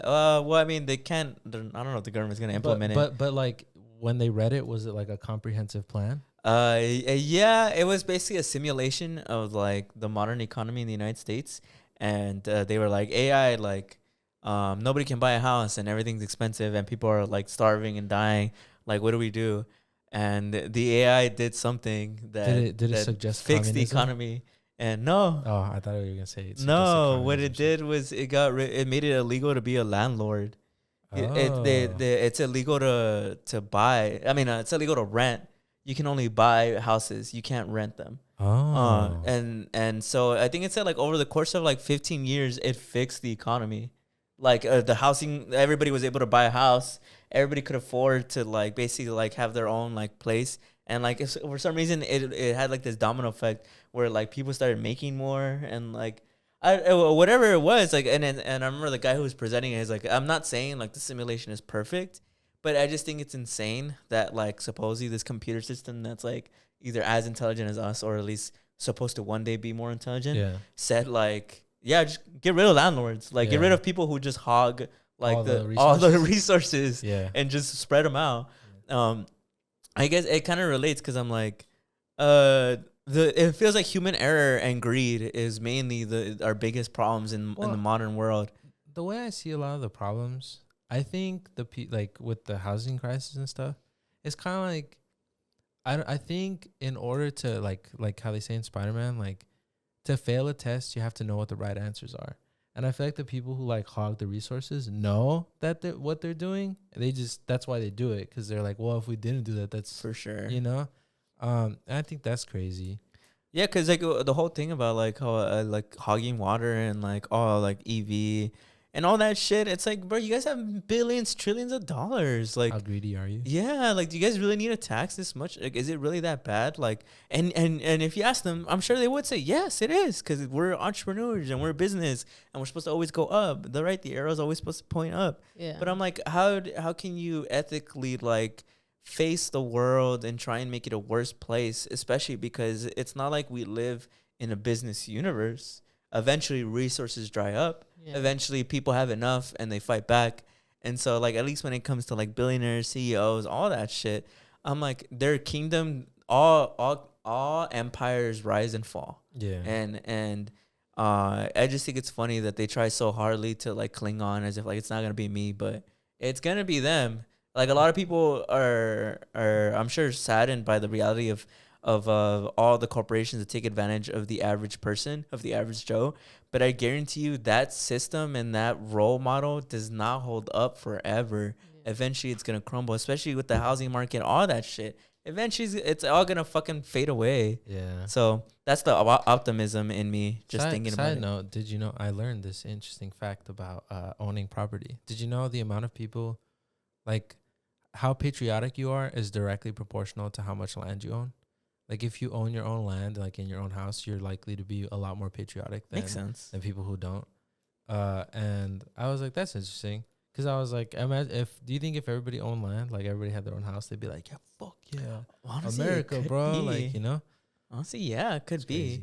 Well, because then you become a part of the empire, right? Well, because I guess it'd be like, well, if everybody owned a home, they'd be like, I mean, it is pretty great here, you know? Like, I own a home. So yeah. Well, not even just that. I think just like I guess the deeper roots of like become part of the empire. Yeah, you're part of the empire. Yeah. You own land. Yeah. This is you. If we fell, you fell. You are now a part owner. Yeah, literally. It's like owning stock. Yeah. Literally, like if the government fails and everybody fucking sucks, your house is also gonna be gone too. Yeah. I feel like there is a correlation to that, because it's generally like, if you have a happy life of where you're living, you're gonna be proud of where you are, you know. Yeah. And I think a lot of more people would be fine, but I think it's generally is because we're just struggling, that it's very much in the negative, and people are always like, no, fuck them, because like we're not getting treated right. Yeah. You know? Mm-hmm. What do you know? If I was like a super rich elite, maybe because I would be pretty paranoid about getting that French Revolution treatment. Like, What do you think happens where you're like, nah, that's not me though? Like, not gonna happen to me. I'm sure people, rich and powerful celebrities or politicians have the plan B, where if the French treatment is coming, Get on as the in spaceship. And it goes yeah, to that, Mars. or like you guys aren't gonna set foot on my property because I have like fucking bazookas. Oh, I have a drone. Yeah, like this shit is gonna kill all you motherfuckers. That's crazy. You know? I think they generally just feel like they can't be touched. Like, Yeah. you can't mess with them. Why They have so much money that you can't mess but with them. why do you think, like, where do you think that happens? What do you think happens to a person when they start to lose touch with reality like that? Because that's not true. That's obviously not true. Mm-hmm. Like, if the world turned on them, like, they could get to them pretty easily, honestly, I think. Mm-hmm. But I don't know. It's just power. You think you just get to Lulu when you have a ton of power? Yeah, because money is power. Yeah. And power, That you can do anything. all the with power. drugs they probably do. Oh, and they all want to True. be like immortal too. Yeah. True, yeah. Yeah, that's crazy. I think it just really like fucks them up of like Yeah. how, like, especially for celebrities, how famous they are. I think it really just messes with them of like, it's kind of like thing of like when you get 1 million likes on Instagram, it's that serotonin. And I think for them, it's gotten, it's like a drug. it's like such a drug, and they've gotten so delusional in it that they're like, everybody loves me and nobody's ever really gonna fuck with me that way. Or like, I'm too powerful. And all the like, people who are talking about me are just haters. Yeah. And they don't really mean it like yeah. that. Mhm. Like, Yeah. they generally are just like, they're very just like, They're dissociated. yeah, they're dissociated from like the actual The average reality. human, Yeah. you know. Mhm. That's Like, crazy. That's why celebrities want to try so hard to live forever, because death is a great equalizer. At the end of the day, all these rich elite people, they still bleed, they still get sick, they still get old, and one day they die. I think they'll figure it out. I hope they don't, but I think they will.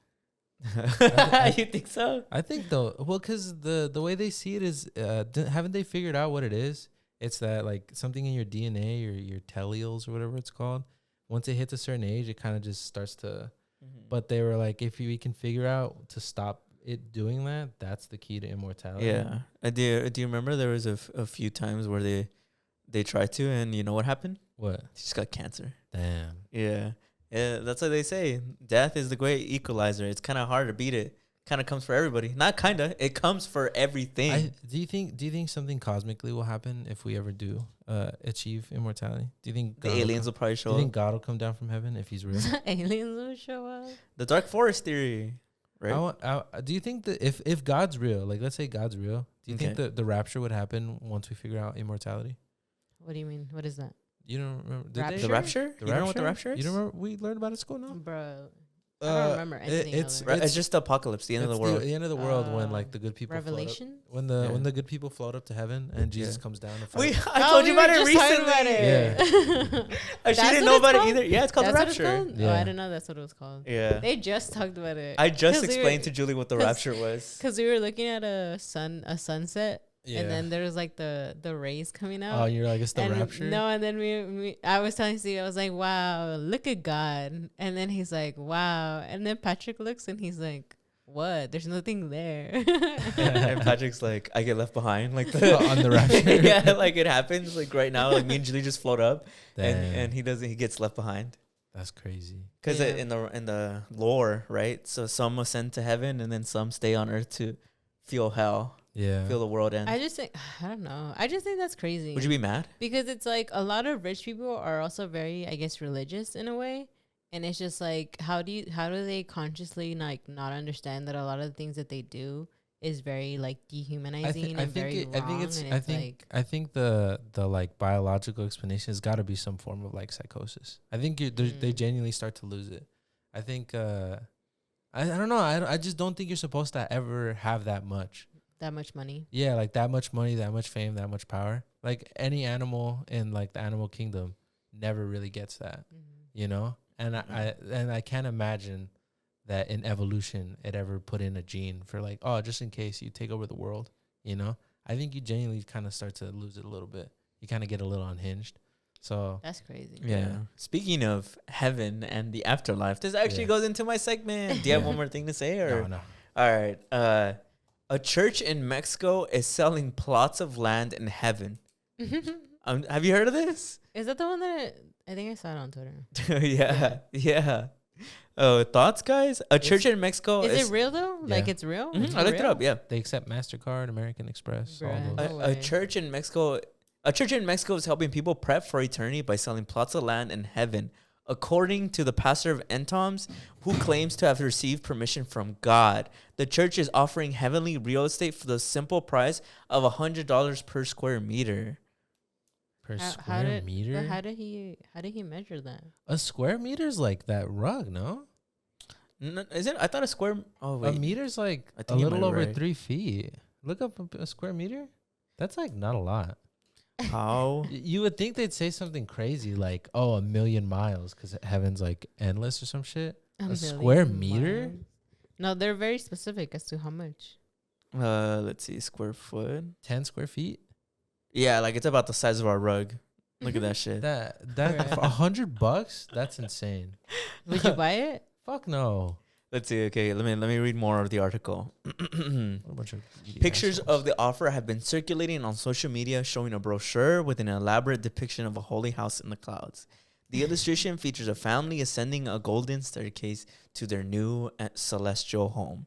The brochure also clarifies that the church accepts various payment options, including PayPal, Google Pay, Visa, MasterCard, and American Express, as well as available payment plans. That's crazy. Is it the one that's Iglesia del Final de los Tiempos? No? It doesn't say that it is. It says the pastor of Entoms. What the fuck? What just happened? God got mad at you. God got mad at me because I didn't want to tell that guy. He didn't want me to sell the plot of land. God accepts money? I guess so. But I think that's kind of always been the thing, no? There's property and real estate in heaven. They say that, and what a fucking... Well, yeah. because wasn't it like when they would bury you, they would put coins on your eyes or some shit like that? I don't know what religion that is, but they put coins. It's like Roman, no? They put coins on your eyes to keep them closed. No, they put coins so that when you go to heaven or whatever, you can pay. Yeah, you can pay. You can pay your dues. And keep the change. Your dues to go into heaven or some shit like that. So are you guys paying to have plots of land? No. Come on, guys. Whoever that priest, he's a fucking evil asshole. It's not real. He's evil. Like, unfortunately, this is not the first instance of someone attempting to sell real estate in heaven. In 2019, a Zimbabwe pastor was arrested after selling tickets to heaven. He was arrested to his congregation for $533 per person. Similarly, last year, a Ugandan pastor persuaded many of his followers to liquidate their assets, including land and livestock, to fund their eternal purchases. I just think that's crazy that people are genuinely falling for that. Like, are people genuinely buying that? I think if you believe on that kind of stuff, like you're like, yeah, like fuck yeah. I don't know. I more think the people who do it are pretty evil. Like that's pretty evil to me. I'm just like, To me, bro, it's free. It's taking Like if you of- genuinely believe in heaven, that shit's free. How do they control you going up there? And how do you control where specifically in heaven you go? Well, I think know? a lot of these priests, I'm assuming the priests who are selling this, right? Mm-hmm. Their sermons are probably pretty gnarly, right? They're probably telling you like, oh my gosh, you're going to go to hell for the smallest thing. Like, you're going to do all this thing. Like, you're doomed. Like, you're all doomed. Like, I know you think you're good, but you're going to go to hell for eternity. So I wouldn't be surprised if they brainwash their congregation and use them to scare the shit out of them and be like, well, luckily for you, God told me, you give me a quick 100, you're all good. You know, I think that's probably what happens. That's why I think they're evil, is because they're just It's kind of like a cult at that point. Yeah. I mean, yeah. Well, because obviously I don't think someone educated is falling for this. I think it's taking advantage of people who are unfortunately already like facing a lot of struggles in their lives. Yeah. And for them to fall for this kind of says a lot about their character.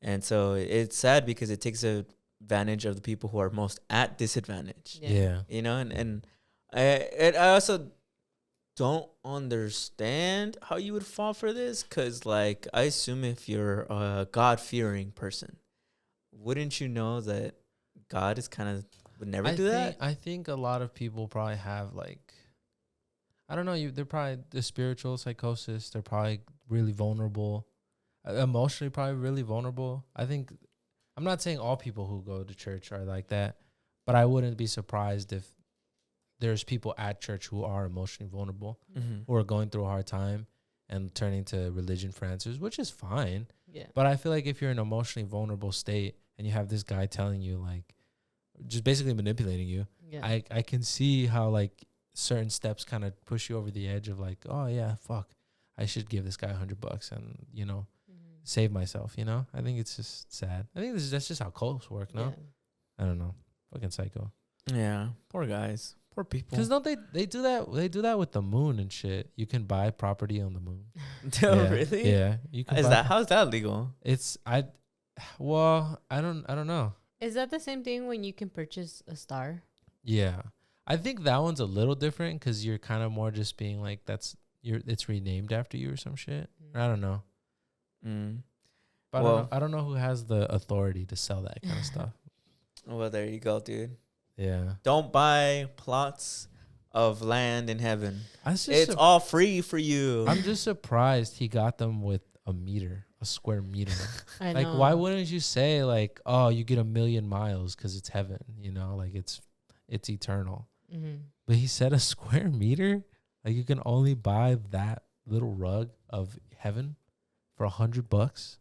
Well, I guess because you can fly in heaven. Can you buy a square meter on Earth for $100?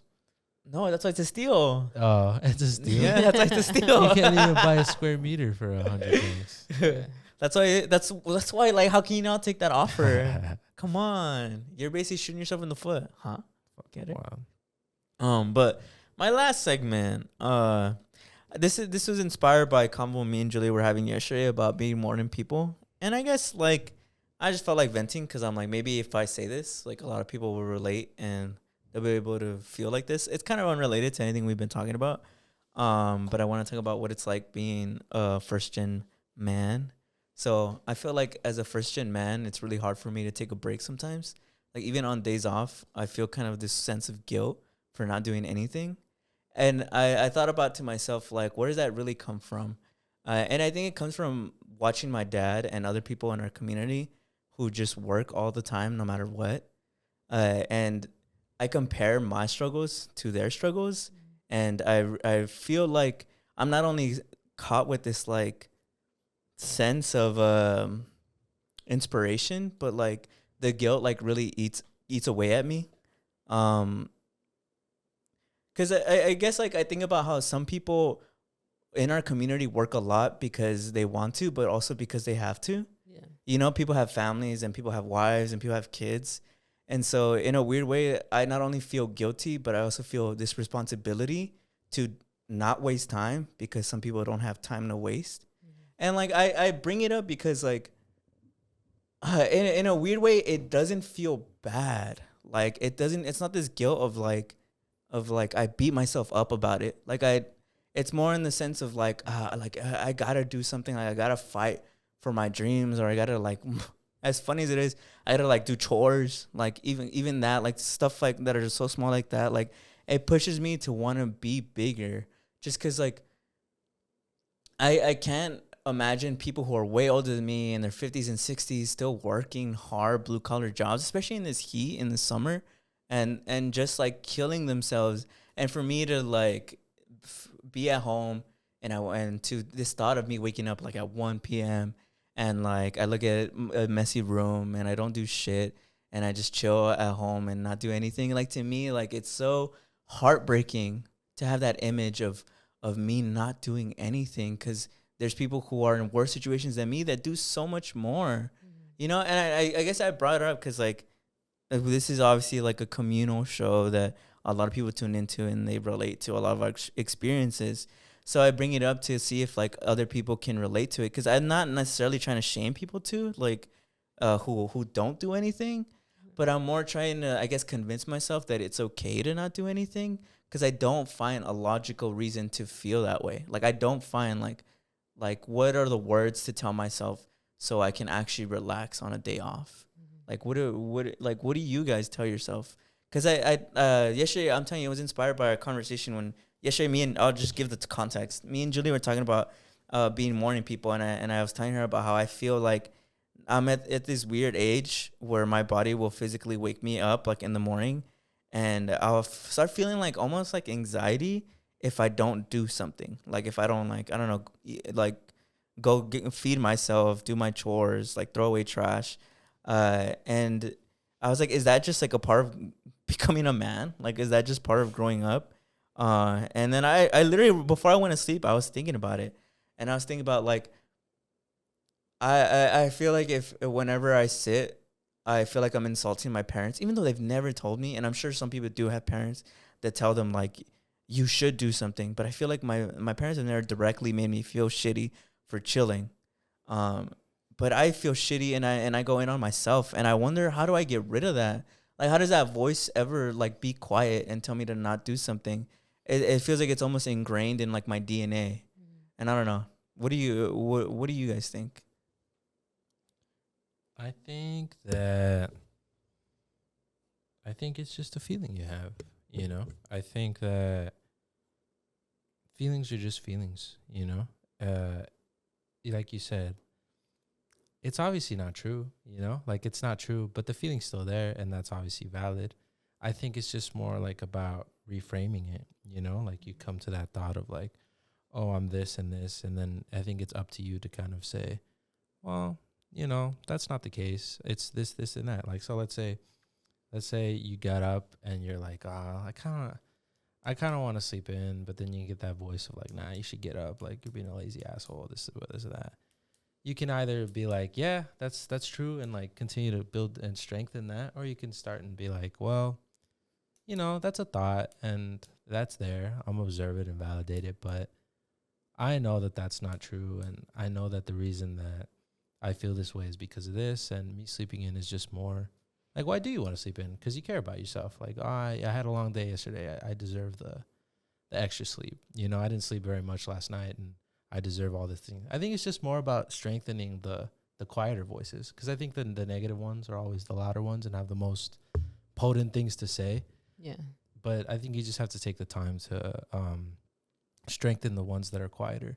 Like what you're talking about now. I feel like it's good. What you're telling me is you hear these thoughts and you catch them, right? And I think that's already a success, because you can catch yourself in those thoughts, and then it's about learning and building that muscle of, okay, well, I'm observing that, but let me reframe this and bring up the thoughts that I know are true.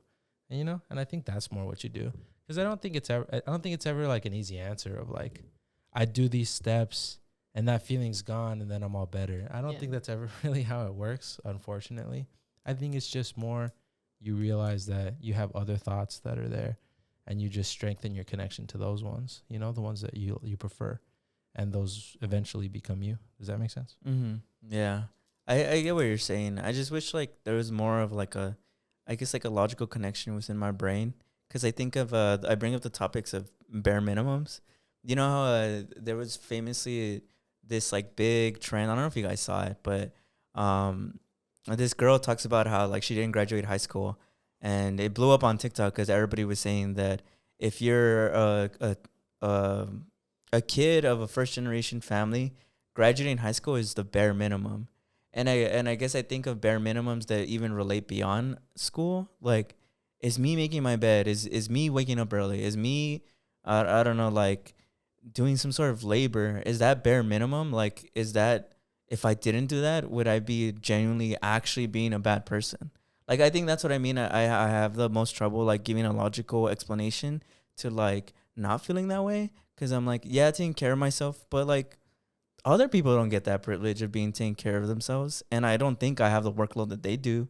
So isn't just any sleep I get enough sleep? Like, isn't any rest I get enough rest?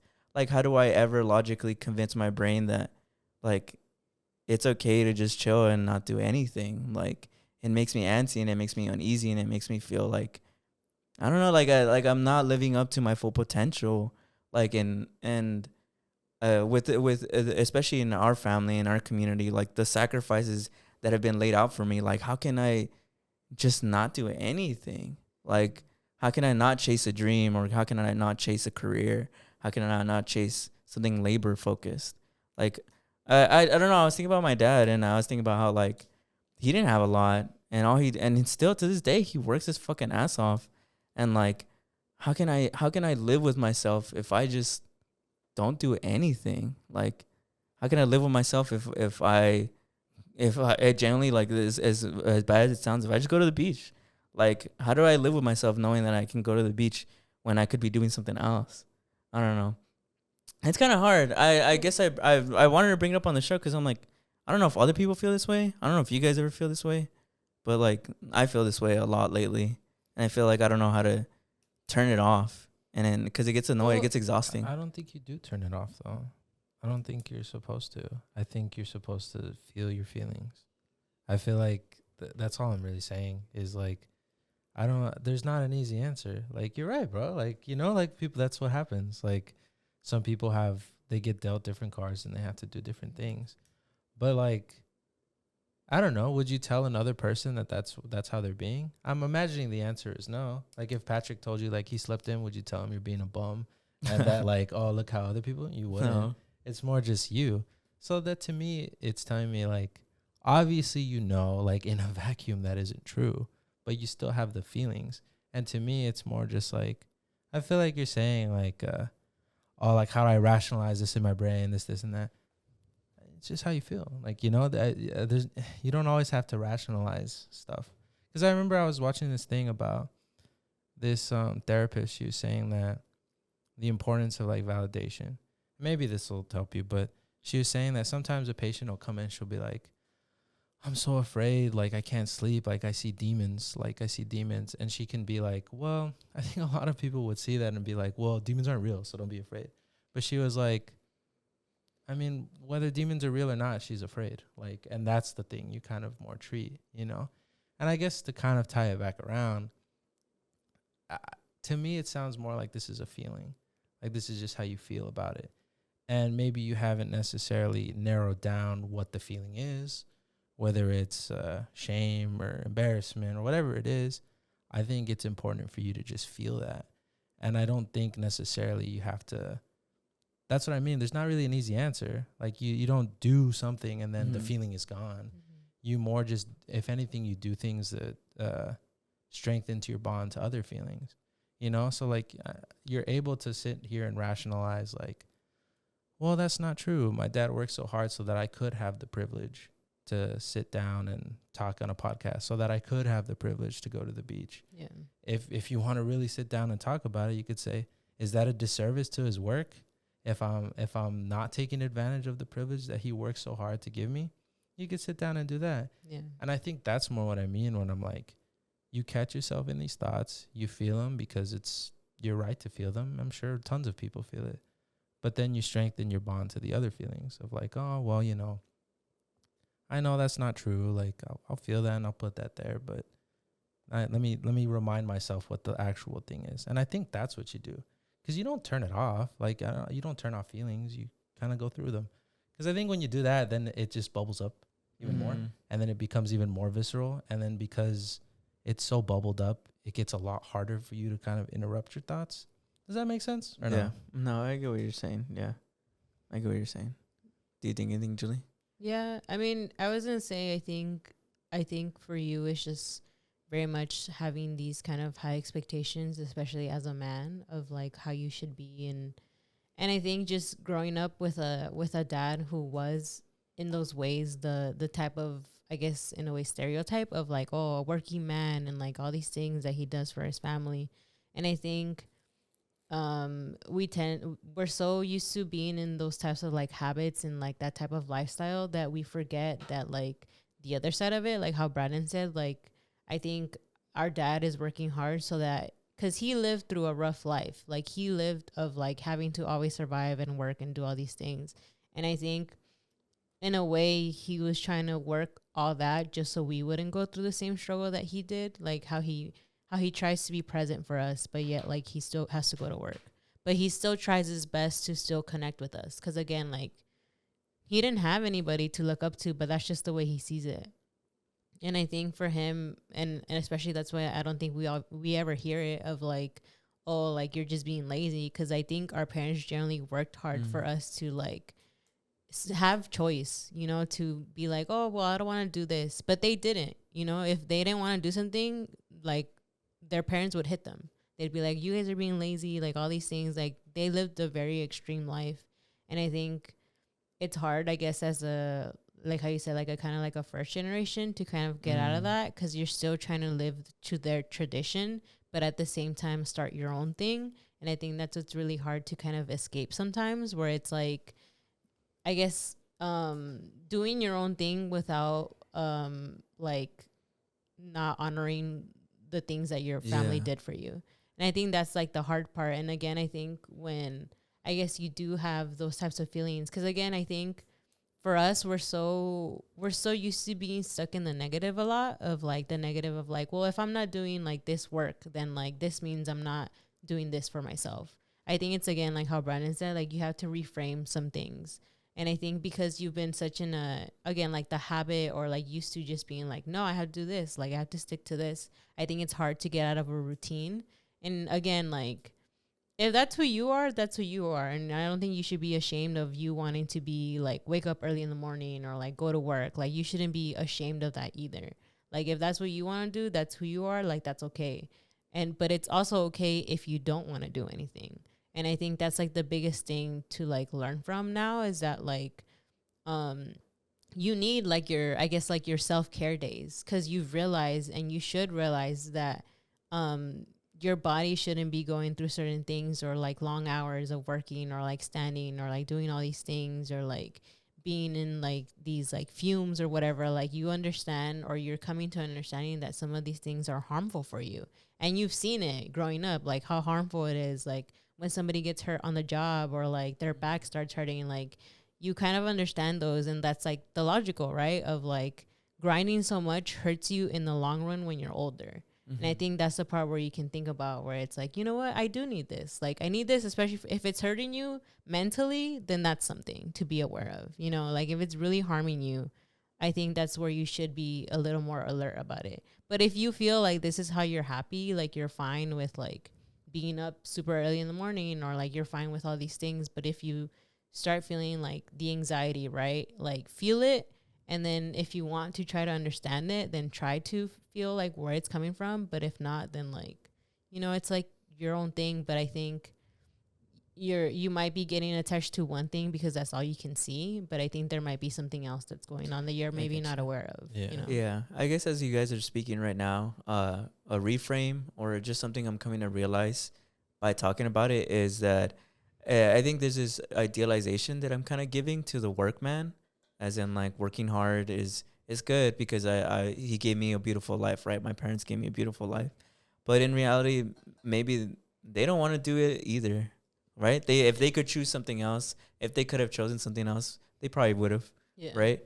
And so, like, I think either I taught myself or I was taught by our culture that to romanticize the working man idea and to just go home and work. But in reality, I think most of these people are unhappy too, and like they wouldn't want to do it, and I'm sure I should feel proud of that. I don't know if I fully can do that in this moment. I mean, it's happening as I'm speaking. I'm making these realizations, but it is something that I guess is helping me reframe that, especially the way you were saying about how like if it takes a toll on you mentally, I'm sure it takes a toll on you like physically. So I guess that's the way I'm reframing it right now in my mind. I also think like emotions are really complex. I remember somebody once told me that emotions aren't facts, they're clues. Like, and that's all they are. They're more clues to what's going on. They're not exactly the fact of what's going on. That's why I guess when people talk like, oh, let's talk in a less emotional state, because it's deceiving, right? And the point that they were making was there's a lot of times when you have an emotion. I might be butchering, but and it seems black and white when it isn't. And the way that they explained it was the same part of your brain that experiences love is the same part of your brain that experiences like excitement and anxiety. That's why like when you feel in love, you have butterflies in your stomach. And then when you feel anxious, you also have that same butterflies in your stomach. So the point they're making is sometimes you'll say something like in an emotion, but then you'll realize it can also mean a lot of things. So like you're talking about how like you feel guilty and like all that stuff. And I feel like you can also reframe that and be like, I also just feel extremely grateful for what my dad did for me, you know, and that can be enough, you know, that's like so I feel extremely grateful and like I owe him something. And that might be a conversation with him, you know, that doesn't necessarily, again, like I said, it's a clue. It doesn't mean he's probably going to be like, yeah, you doing me something. He's not. He's probably going to think that's enough, you know. And there's a lot of stuff like that where it's like, you know, that's you so might be very grateful for the opportunities you have. And that's a great thing to feel, man. Like that's honestly really great. Like there's nothing wrong with that. Like that's why I'm like, with the feelings you're telling me, like, I don't think you should want to turn them off. I think like you should, like, because if you stop and you kind of go through them, there's a lot of stuff you can learn about yourself in that way.